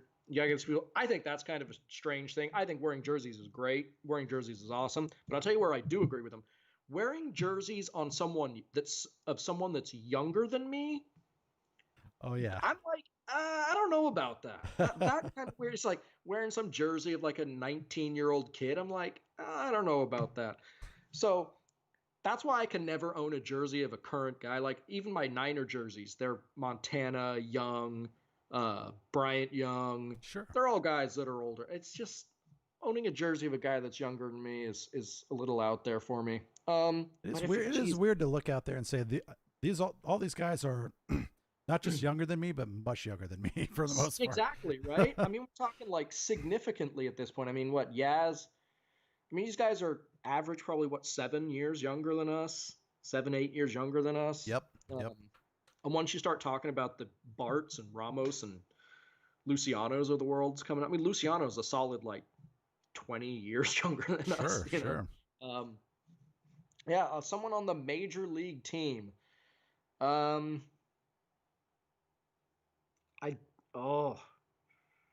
Again, I wouldn't get one, but if I had to.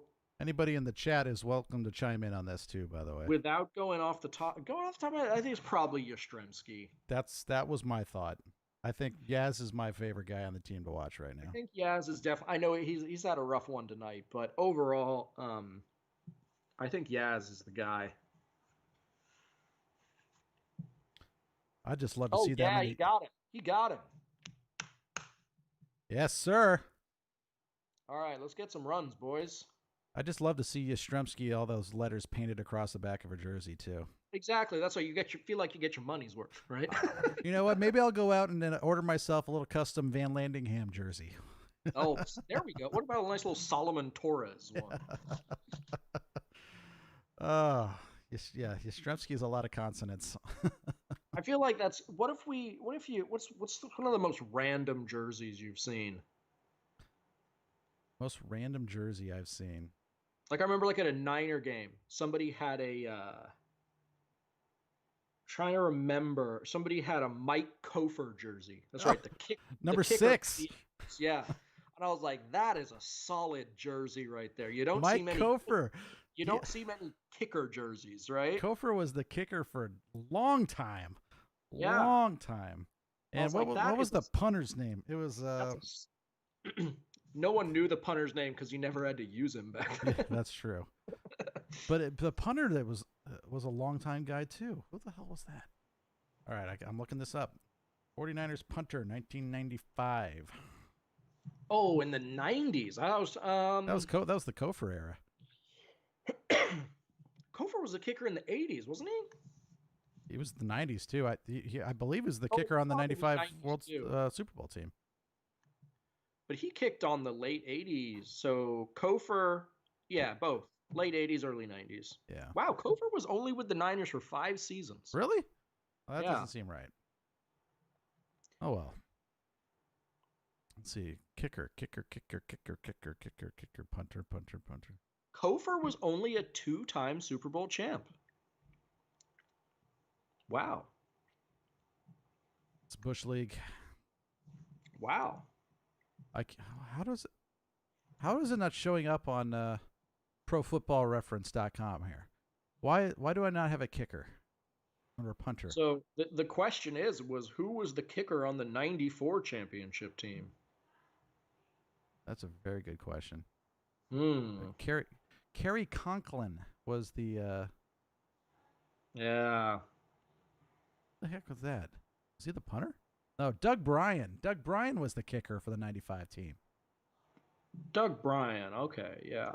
So not Kofer. Kofer would have been before that. That makes sense. Kofer was the one before that, yeah. All right, so 94. Tony Tony Zendejas for you? That 94 Niner team was just absolutely stacked. Let's see. Unbelievable. Doug Bryan was the kicker in 94. Who wore the P that year? I'm not seeing a punter number in here anywhere. Whew. That defense is scary. Scary. All right, we need a base runner. We need a leadoff base runner. Yeah, that's the team I was thinking of, 94. I always say 95 because it was 95 Super Bowl. It was, yeah. But yes, the season, obviously, the bulk of it was played in 94. Oh, that is not. That does not have the distance. Too high. Oh, Rexley. Let's see. Why don't I have a kicker number?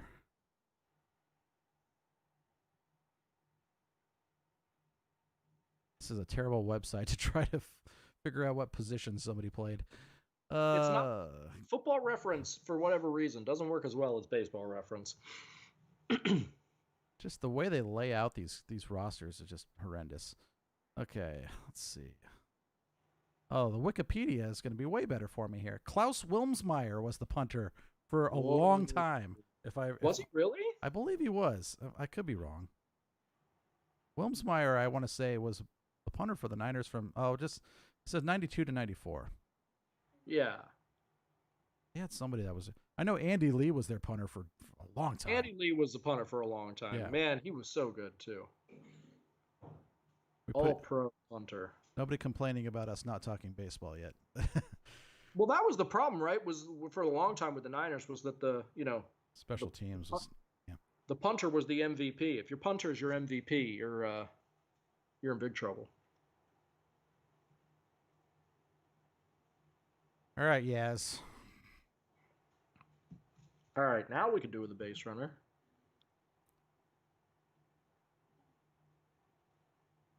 Going for lightning in a bottle here with Hunter Pence, hoping the lightning strikes twice. Coming up next.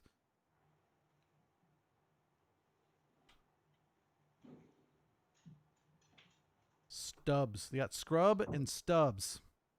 Oof. Come on, Yaz. Just give us some hope, right? At least if you get a base runner, then you get some hope. I wonder if he's getting overplayed right now. Possibly. At least we got that day off coming up. Yeah. He might have hurt a wrist or something on that first dive. There we go. At least if you got a base runner, you like feel like maybe we're in it. Yeah. We made it. We made an effort. Just don't give me a 1-2-3. Well, if Yastrzemski gets out here, I think the chances of the 1-2-3 inning go up quite a bit. Could you call another Hunter Pence home run, please? I'll work on it. We gotta get Yaz on first. Yeah, that a baby Yaz. There we go. We got a base runner. There we go. See, that's why you got him leading off too. I mean, it's not just about not always about getting on base via hit.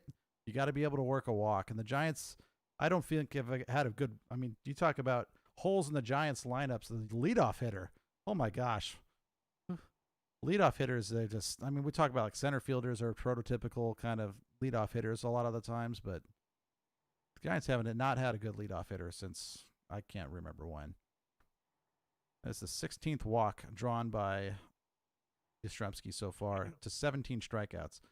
Last year, he walked only 32 times and had 107 strikeouts. So the ratio there is much more favorable this season for Mike Yastrzemski. And I think that's making a big difference, actually. And you got the green light right here for Yaz? To steal? Yeah. Against Stubbs? I don't know. Hey, man, we got nothing to lose. I got green light all the way.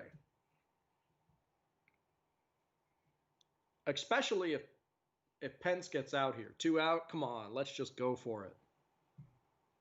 Yeah, we got Ruff coming up next. Oh, man, let's get the wheels in motion with Pence up here. We'll hit and run right here. Let's get creative.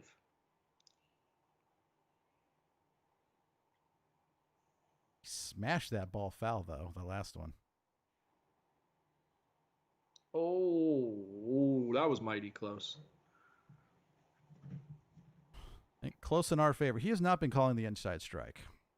Which is funny, though, because he likes outside on the edge and he likes low on the edge. But inside, yeah, he doesn't like. Yeah, he's big on the backdoor breaking ball, but I haven't seen like the front door breaking ball or the fastball inside. Swinging at sliders. Sliders out of the zone. Straight ball, I hit it very much.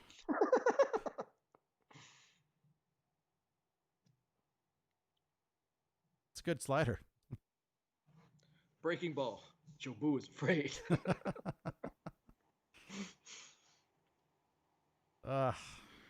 There's a knock. Let's go, baby. There we go.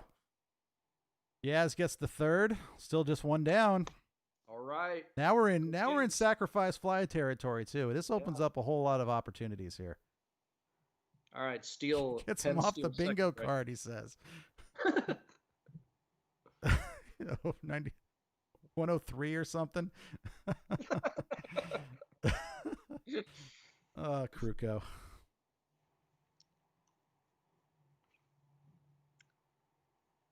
Wow, Hunter Pence have a game, huh? Breaking out. What's going on? This guy might have a future somewhere. Steal second, Pence. Just trying to get that trade value up a little bit. Hey, I'll take that. I'll take anyone's trade value going up. All right, Darren Ruff, be the hero. Don't sling at that garbage. Come on, Ruff. I've been talking you up all night. Let's go. Have you? Or was I when that was happening? Well, I said he's one of the better hitters on the Giants. Okay. That's me talking. Yeah, which is better hitters, and he has not gotten like any playing time. Yeah, that one's weird because before the season started, Kapler was talking about how much he liked how much he liked his His offense. spring was just a fantastic. And then he hit, and then sat a lot. While guys like Cy Brandon Sneed is up in the Houston bullpen. Hey, there we go, Ruff. There we go. We got a tie ball game. Darren Ruff coming through. They have clawed their way back in and have tied it up, and we're still mid-rally right now. Let's see if we can get the lead here. Let's add one more. Let's add another.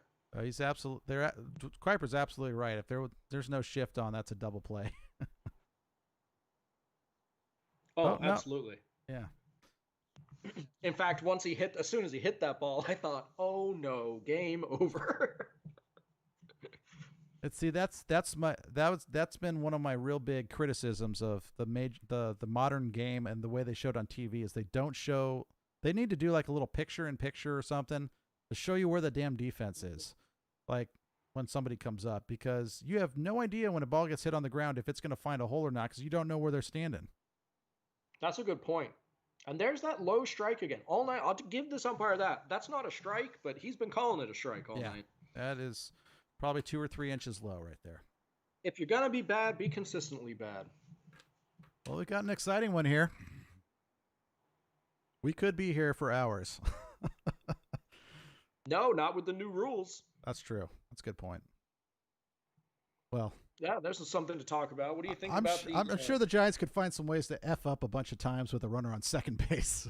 Well, I mean, I think the Giants have only participated in the new rules one time, and they gave up, a 6th spot to the Padres? So yeah, they got their Padres did not need the runner on second. They would have been just fine without the head start. Yes. All right.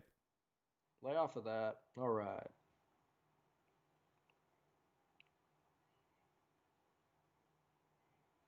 If the Giants' offense could play how they always do in the 9th inning for the whole game, we put up some solid runs. Yeah, the Giants' offense has been surprisingly effective against bullpens so far. Yeah, I feel like, and they've faced a couple of good bullpens. Oh, there it is. How do you take that pitch? Just browsing. Yeah. Just browsing. I'm not quite sure what he's looking for because that's saving it for the later innings, I guess. I mean, you can't get more over the middle than that. It's a nice slider, though. Yeah, I suppose, but I'm not quite sure what his plan was then. I mean, yeah, what was he looking for? Yeah.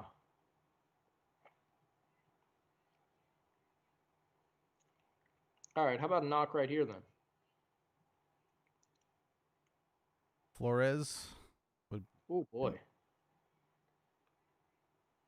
You know what? He's had a couple swings like that tonight. Flores is, I don't know, all over the place. He's got an 800 OPS though. We need more guys like that. Hey, that's not bad. Of course, Brandon Belt in several seasons in the past was Mr. OPS due to how many walks he drew. Right.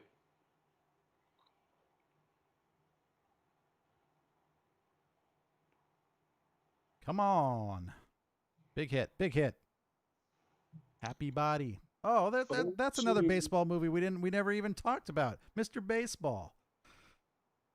Mr. Baseball. Oh boy. What the heck was his name in that? Jack something rather. I mean, not at the time the movie took place because he was over the hill. Right, but he had I guess resurrected that's the point in Japan. Do you take these guys when we're building the roster? Is it them in their prime or is it them when they're in the movie? That's a good question. I think you got to take them as when they're in the movie. The guy that played Pedro Serrano was in that too, wasn't he? It's the same guy, isn't it? Yeah. Dennis Haysbert was in that? Yeah, he's the guy. Yeah, that's definitely him. It's got to be.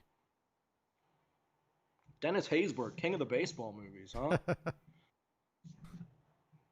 Oh. Yep, Dennis Haysbert. Max Ham. What the heck is his name? Yeah, he was the other American on the ball club there in Japan. Oof, that was real close. Oh, that's a swing. I'm calling that a Yeah. swing. I thought it was. I would, yeah. I don't know. From the behind the plate one, it's less clear there, less obvious. All right, so the double play is not in order anymore, or the triple play is not in order. I don't know. 100 pence moving up is not huge here. I the only thing it really, you know, I mean, there's two out anyway, just in case there's an error or whatever. Yeah. Well, we've seen some wild pitches already this season, not just from the Giants, but from other teams. So that's always a possibility. Yeah, hit one to Carlos Correa. See if you can boot another one. Absolutely. That's the spot to put it right now. Nice hot shot right back up the middle would be awesome right here. Come on, Wilmer.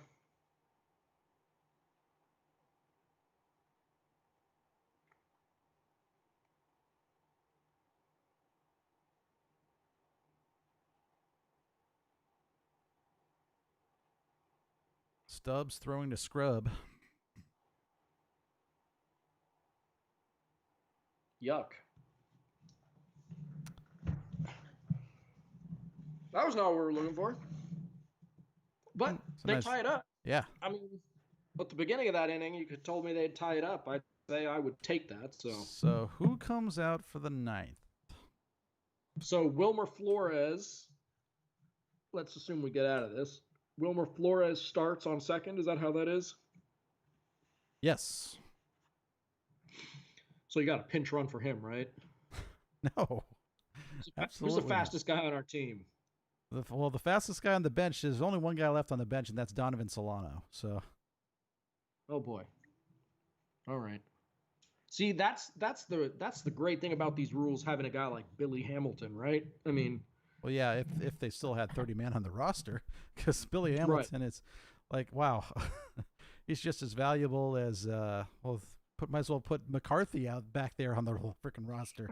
I mean, you want guys that aren't ever going to get hits. Let's bring Connor Joe back. I'm sure he could run. Connor Joe, oh my goodness. All right.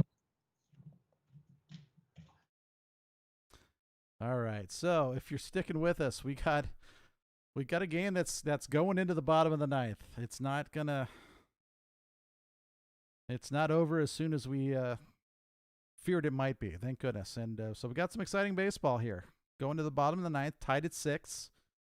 Both teams have scratched 10 hits across so far and 6 runs apiece.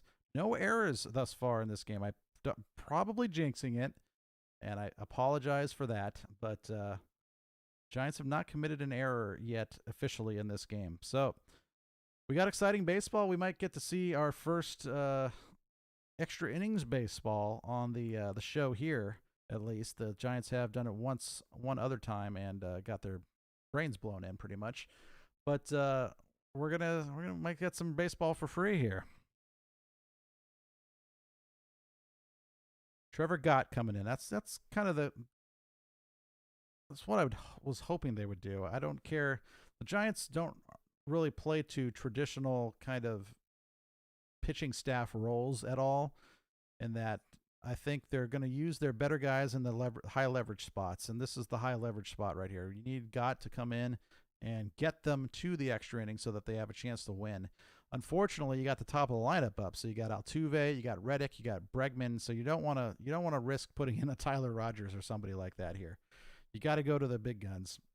So hopefully Trevor Gott is up to the task tonight. We'll see. He's got a scary lineup ahead of him. Reddick has been good tonight. Altuve has been on base twice, and of course Bregman has a home run already. Brantley is the guy. I'm a bit surprised. He's 0 for 3 so far, but he's one of their hotter hitters. All right, Altuve steps in. He'll lead off.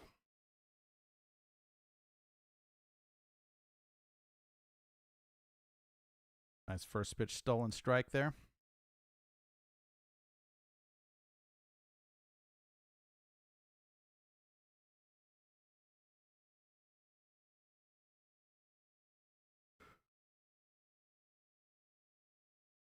It is getting late here on the East Coast. Coming up on 12:30. We just can't seem to keep a game under 3 hours.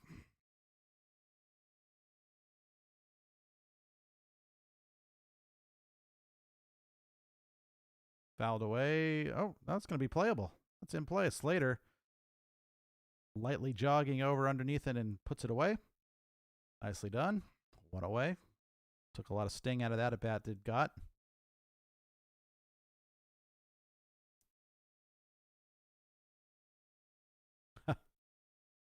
Every time. Josh Reddick, former Oakland Athletic, I believe. Yes.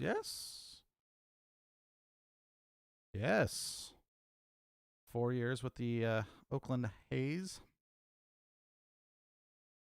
4+ years, really.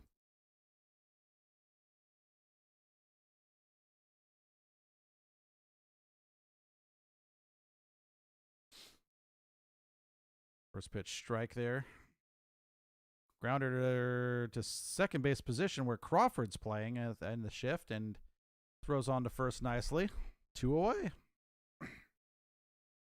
Well, I'll tell you, if he gets a quick out here, we may see God again in the 10th. We got Nick coming back in here. That's right. That's what I'm talking about.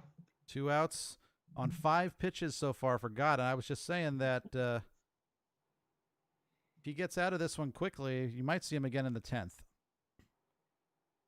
And I was kind of talking about how the Giants aren't really conforming to your sort of typical. Did you see that pitch right there? Was that not the pitch from Major League where we wear caps and sleeves at this level, son? Right. Was that exact pitch? Sorry, go ahead. Nice velocity. Sounded like it. Yeah, I was just talking about how the Giants aren't really adhering to your sort of prototypical pitching staff roles. And it's not surprising that they have got pitch in the 9th here because very high leverage. You got the top of the order, the real established hitters of the Astros, and so you got him in there. Absolutely. I like that call. I think he's probably their best bullpen hand so far this season. He is throwing some filthy stuff at the moment. Oh, yeah. He's not afraid to spin some in there. That's a good curveball. There's a guy with some trade value. Gosh, you can't keep trading away all of your bullpen, though. I mean, how old is Scott? Yeah, it depends his age. 3-1, really?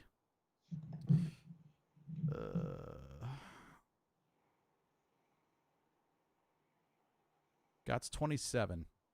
Yeah, I trade him. He's 30 by the time the Giants are contending. Oh, 96. 96. How much? Gotta teach this kid some control before he kills somebody. There we go. Good knowledge. I think that's right. Oh. Yeah. Could have been. I mean, he could have. The Lowe's strike has been called all night long. Yeah. I mean, it was a ball, but the low strike has been being called tonight. All right, so now you get to Bregman, Brantley, who's 0 for tonight. 0 for 3, has walked once. He's due. He's been hitting well this season, not today. Yeah, he's one of their better hitters coming in. Correa, surprisingly, is hitting 339 still. All right, so I got to say the biggest surprise on their roster is Jose Altuve. Yeah. It's just that, yeah. He's just having a stinker of a season. Ooh, he was right on that one. Got your timing now.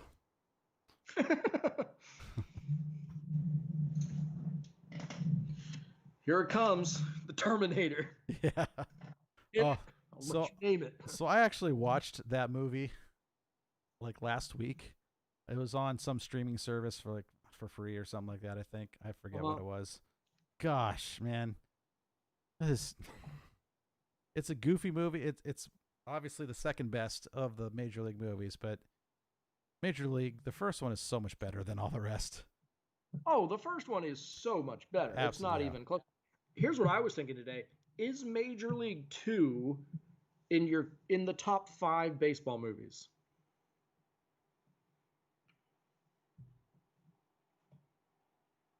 It might be on like the bubble. I don't know. I think it is. Because there's 2 no doubters, right? Major League 1 and The Sandlot Okay. are no Yes, doubters. absolutely. Top 5 no doubters. Okay, so we got it. Anytime you talk about baseball movies and the best ones and whatnot, you've got to start with, does Field of Dreams count?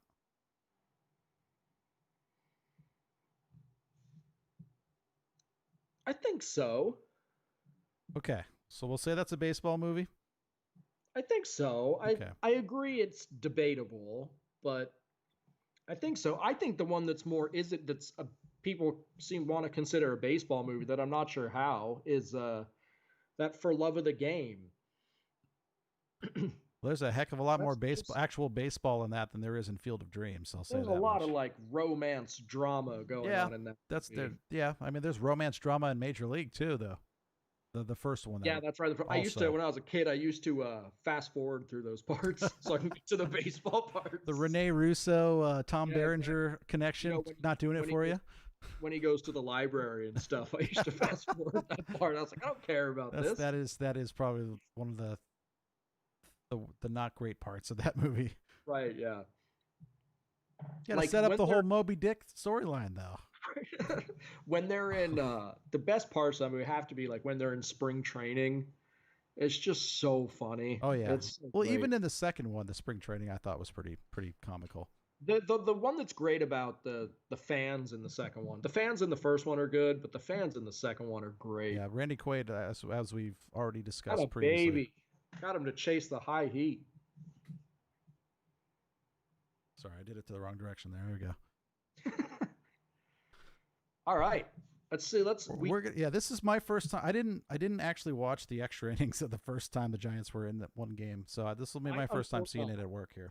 I did not watch the whole thing because after the Padres got the 4th run, I thought, okay, I'll stop watching now. It's definitely worth giving up on at some point. That's for sure. So I think we have so Flores is at second. So we got Slater, Crawford, and Heineman coming up. Slater, Crawford. I got to think that there's probably a pretty good chance Crawford does not bat, and I sure hope so. Here's a good question that I thought would happen almost all the time during these extra inning games, and doesn't happen at all from what I've seen, is that with a runner starting on second, my first thought would be to sacrifice him to third. Lay down a bunt, yeah. And it doesn't happen. Well, I mean, to me, that's my first thought. Sacrifice him, get him over, runner third, 1 out. I don't know what to say about that, but I know at least in the Moneyball era, the sacrifice bunt, it was not very valuable. So if you're going with maybe these guys have numbers that say it's just not worth it. And I actually, if you're gonna let Crawford bat, then I think this would be actually a terrible spot for it, right? Because Slater is the one guy who can hit.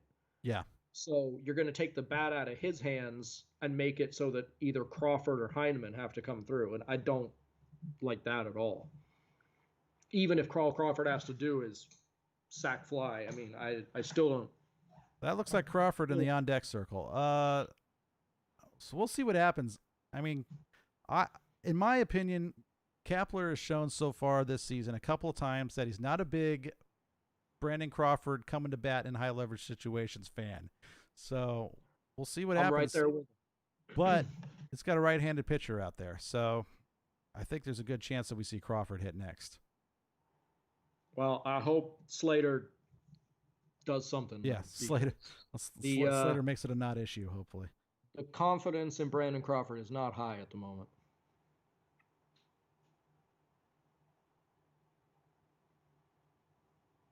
Crawford is 1 for 3 with a walk and a strikeout. Flores, not terrible speed. Not great speed. Average speed, I think they say usually. Hey, if you're watching, hit the like button if you haven't already for extra inning baseball, everybody. You're getting baseball for free here. Free baseball. Can't complain, right? Got to hit the like button for that. All right, come on. We need a hit.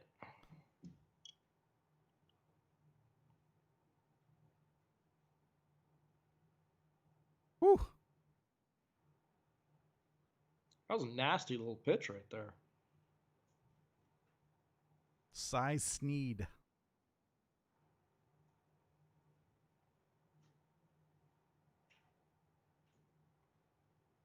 So I already said that, Kruko. Thank you. Ooh. Jeez, that's umpire's starting to lose me with his strike zone. Yeah. He had me through about 8 innings, Yeah, but this is not one where you want to start losing confidence in that strike zone. Umpires want to get home.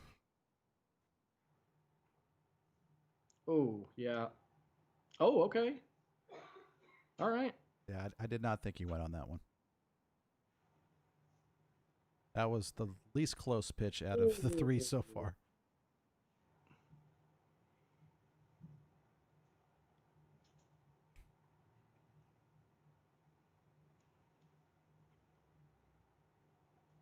Twice. Wow.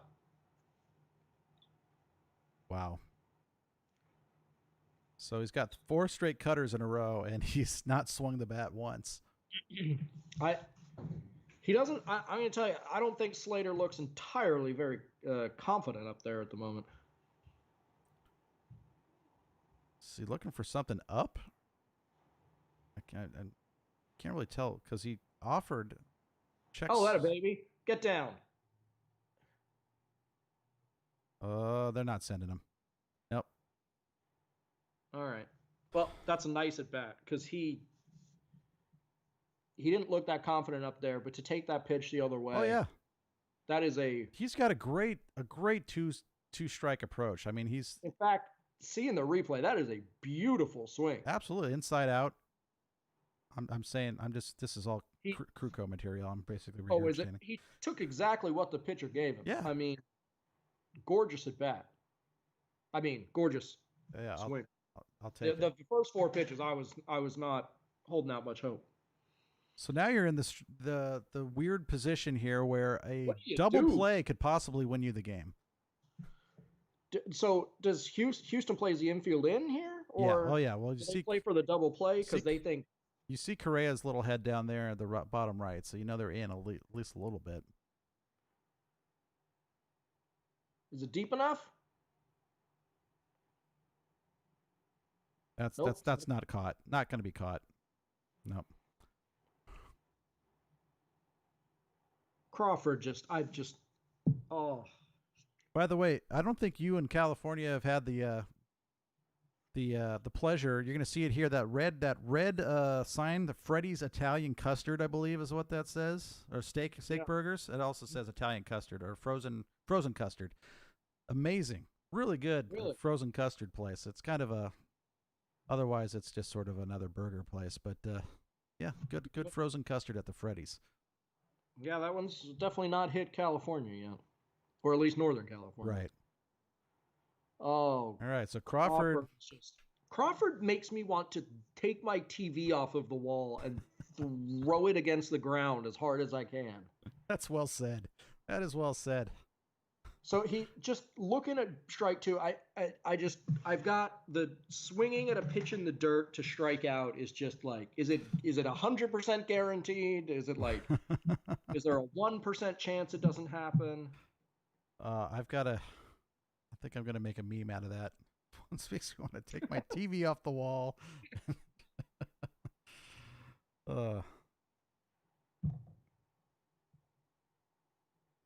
Pretty good take.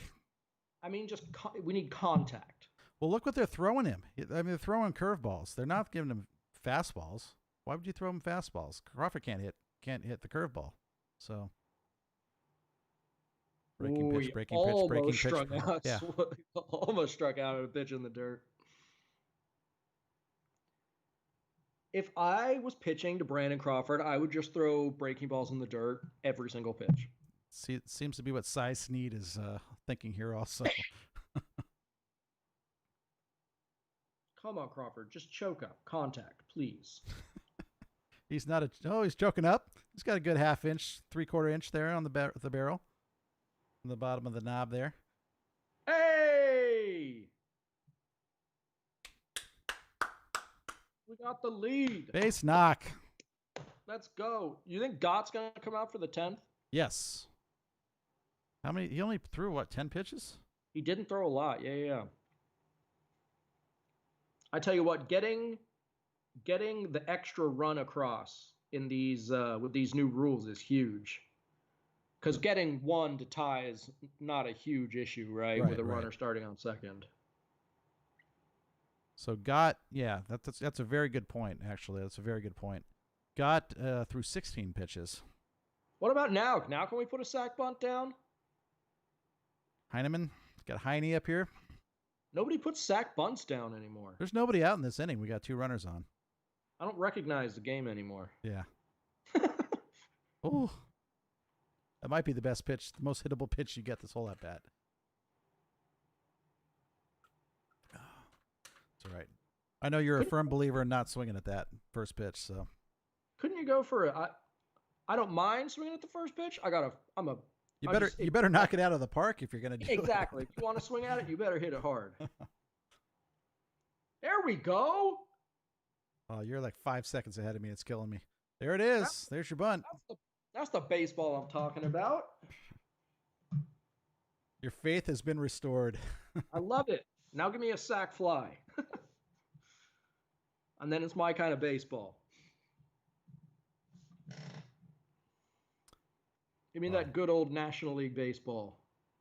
That's a nice bunt.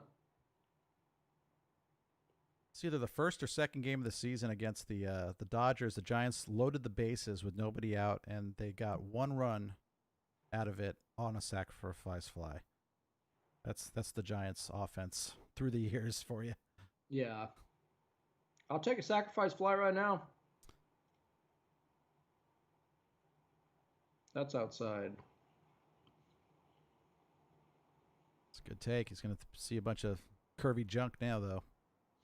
Oh, it's going to be a lot of outside, too. I mean, they don't want to fly. He's just going to try and get anything on the ground here.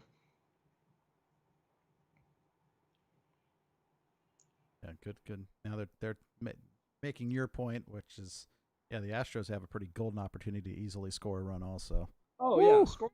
Scoring 1 is not difficult in these new rules.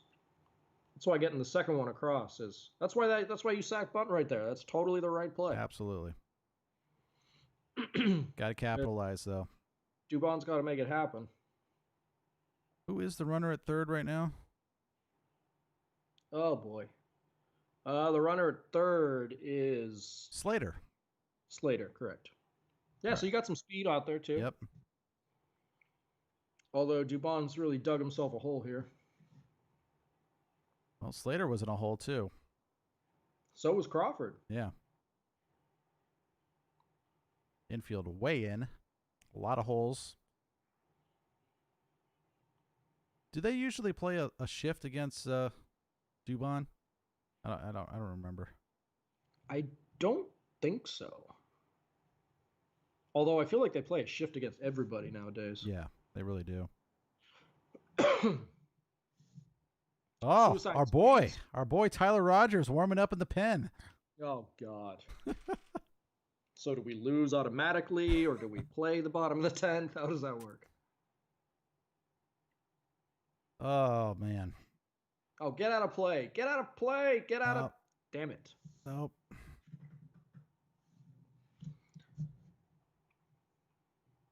All right. Not deep enough for Slater to tag up on that one. I don't quite think this one's got the distance. So Yaz can be a big hero. Base hit scores 2. Maybe it's Crawford the back runner. So this is the time. In bad news, the Golden Knights are winning.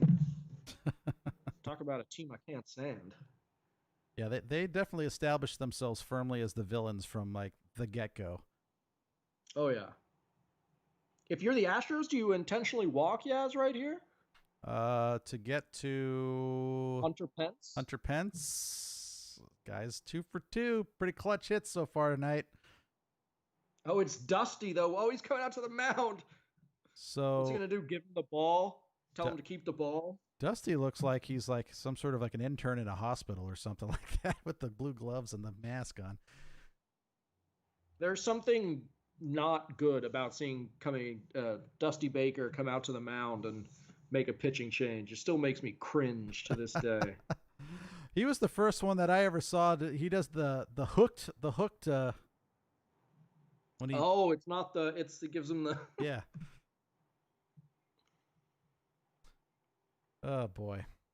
He wants the righty, the mild thing. The mild thing. The grab your throat and choke thing. There you go. Wow, how many pitchers have they thrown over there on the Astros side now? Raley is coming in. It's Brooks Raley, who is their 7th pitcher. Oh boy. Comes in with an ERA of 9.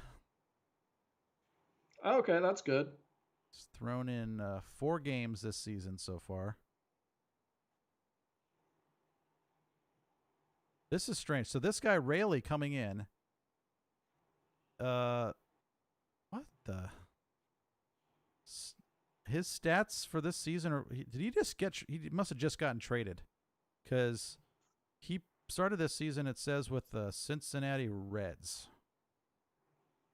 He's definitely not on the Cincinnati Reds right now. Right.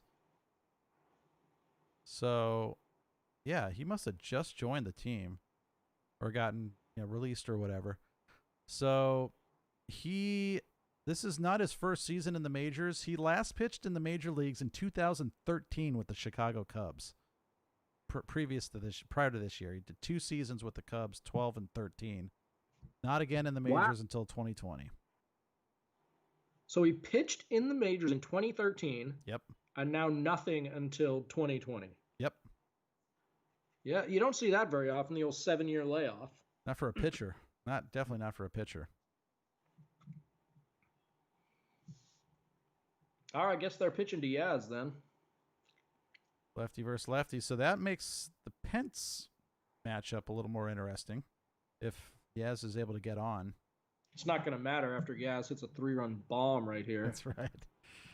It's going to park one. Hey, who we got here? Oof, I'm going for Astros. I got ADDS. What is that? I don't know what that is. Rally from Cincinnati. Okay. Going for Astros. We're a couple of Giants fans here, so we're not going to be with you there, Mr. Fortnite Weibel or whatever it is, for the Astros. But thanks for watching. Come on now, Yaz. This is the guy you'd want up in this spot at least, right? I got to think so. Yep. Definitely. Missing his spots pretty badly so far. So if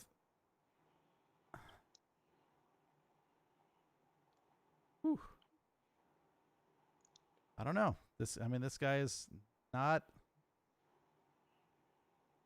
got great numbers. I don't know if I'm the Astros if I go to this guy. Oh, okay. Well, there's that. That was pretty lackluster. Yeah, the problem is you only get that one. I mean, all that, right? And you only get that one run across. All it takes is get him over in a sac fly, and we're all tied up again.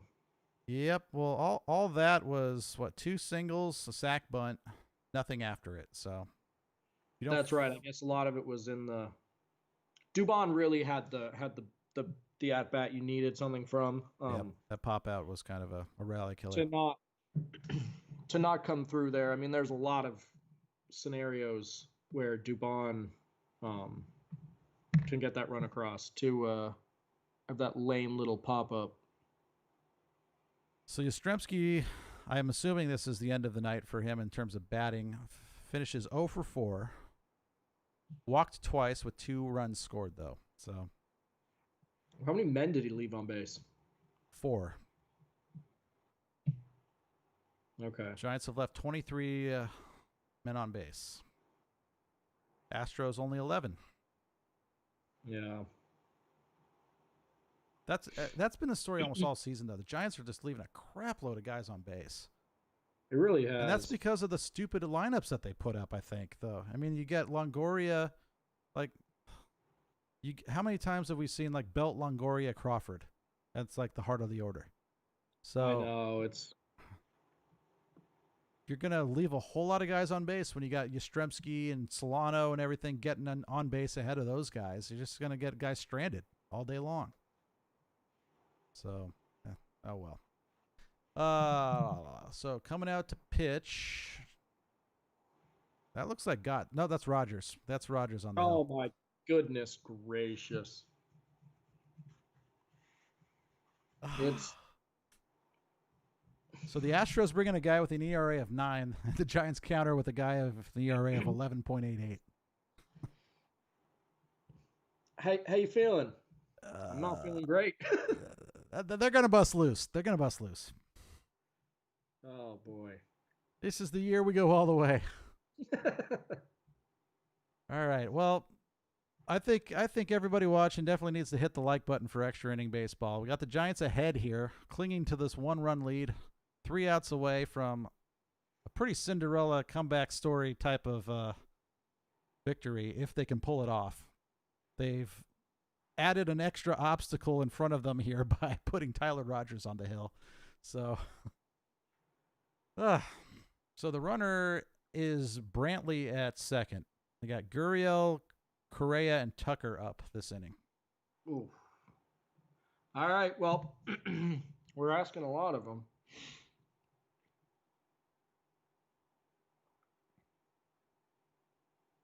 All right. If we can keep that pitch down, if we can keep it down, we might be okay. I mean, keeping it down is key. His stuff has been up in the zone and. Oh, they got Springer is in the pinch runner at second, so very hittable. He's a for sure score if he. All it takes is one hit. Yep. Yeah.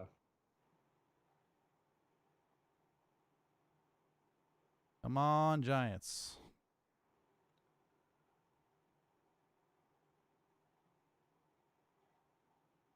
If we just hit the like button a few more times, I think the Giants win this. But they need your help, everybody. Hit that like button. Hit that subscribe button.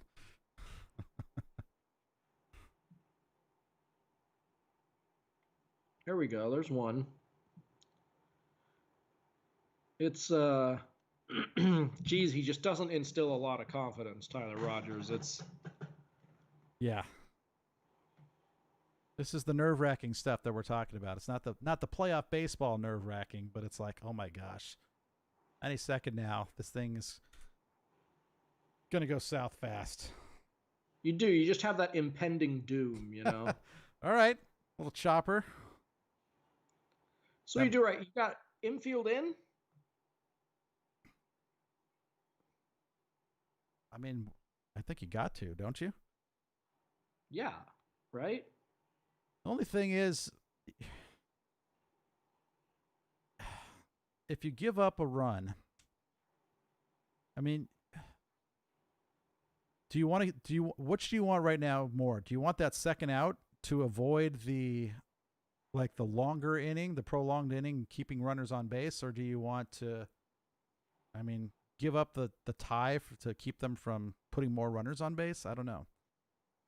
I think that when you're the team like the Giants, right, you're obviously the second best team on the field, right?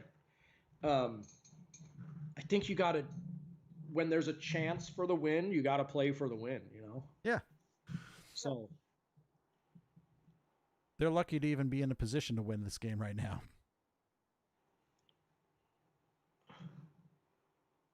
Okay. I feel like that's been a strike most of tonight. Yeah, but from the Submariner, they probably all bets are off. So Rogers has now thrown 6 pitches. There's a strike. There we go. That's his. So 7 pitches now, 3 strikes.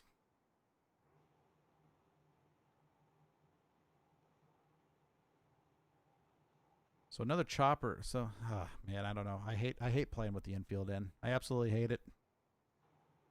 Oh, wow. Got him fishing. All right. One more of those.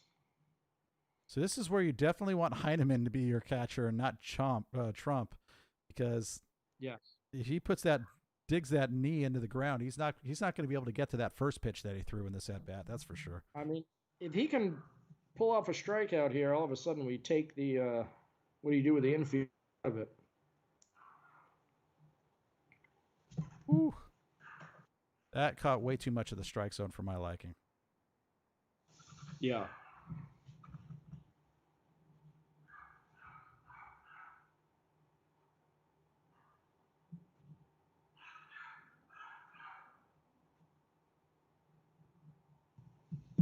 Come on now.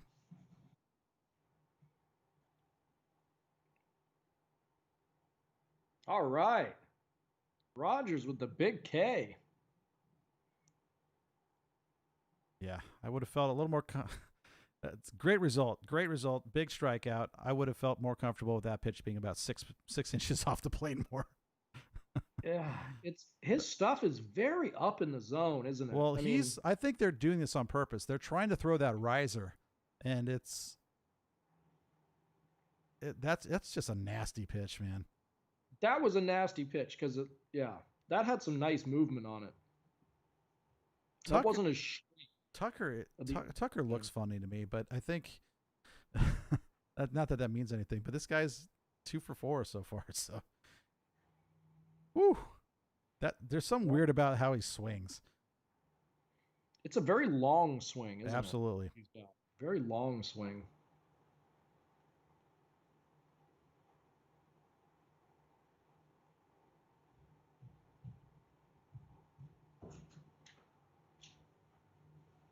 Oh, there we go. 0-1. All right, Astros, you're down to your last strike. One more. Let's finish him off.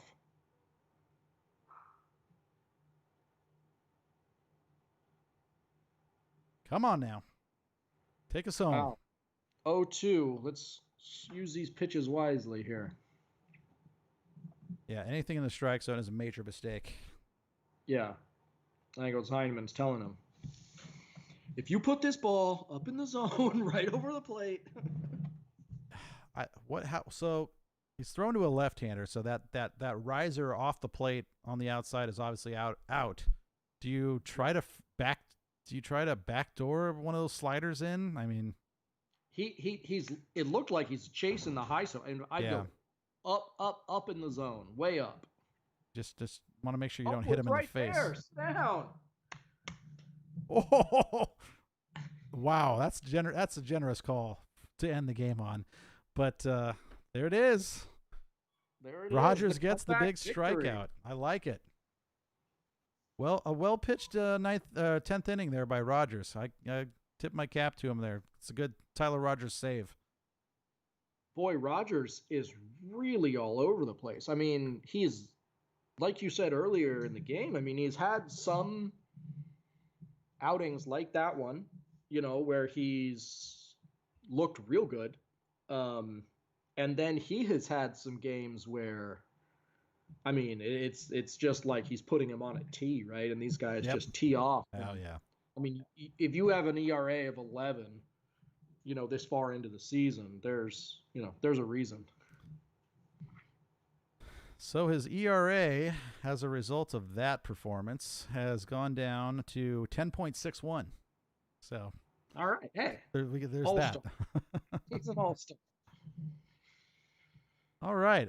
Well, I'm happy. Right. I'm happy with how that turned out. A lot of the Giants had to do a lot of work to claw back into that game and then come back to win it. So 10 innings of baseball it took, but they win 7-6 and against Houston Astros team that's not good, not great, that's for sure. And so they got a chance to win a series again tomorrow afternoon, I should say. So a good win. A good win. Any win right now is a good win. Yeah, and it was kind of some different characters today too. I mean, Yastrzemski struggled. He scored twice, so I mean, he's still getting on base. Dickerson came through a couple of times. Hunter Pence is the big one though, with the 3-run homer. Pence, you know what? The big hits were the Pence 3-run homer and the Crawford single in the 10th. Yep, the Crawford RBI single to score the winning run eventually. Credit Wilmer Flores with the solo shot that he hit back in the second, put them ahead, if you can believe that. The Giants were ahead for a minute or two until the Astros roared back with 3 in the bottom of the inning. But not a terrible job, not a terrible start for Tyler Anderson. Put in five innings, gave up 4, but I think that would have been a lot better if Yaz came up with that ball in the second. That was definitely the key one. That was a big play. That would have saved 2 runs. He was locating well. He gave up the home run. That was not a good pitch. No. But yeah, like you say, if Yaz makes that play, which he should make, that is a very makeable play. Yep. That saves 2 runs. But yeah, he pitched well. The Giants played well overall. No errors tonight. No errors tonight, which is nice to see. And they hit the ball well. And you know what was nice to see tonight? Actually, some clutch hits. Yeah. A couple of clutch hits when they needed them. They got them. They still left way too many runners 23 on base. still left on base. So yeah, they cannot leave that many runners on base. But you know what? Like in the 10th there, when they needed a hit, they got a hit. But then again, Dubon, they make the right play with the sacrifice over to try and get that second run, and Dubon's got to come through right there.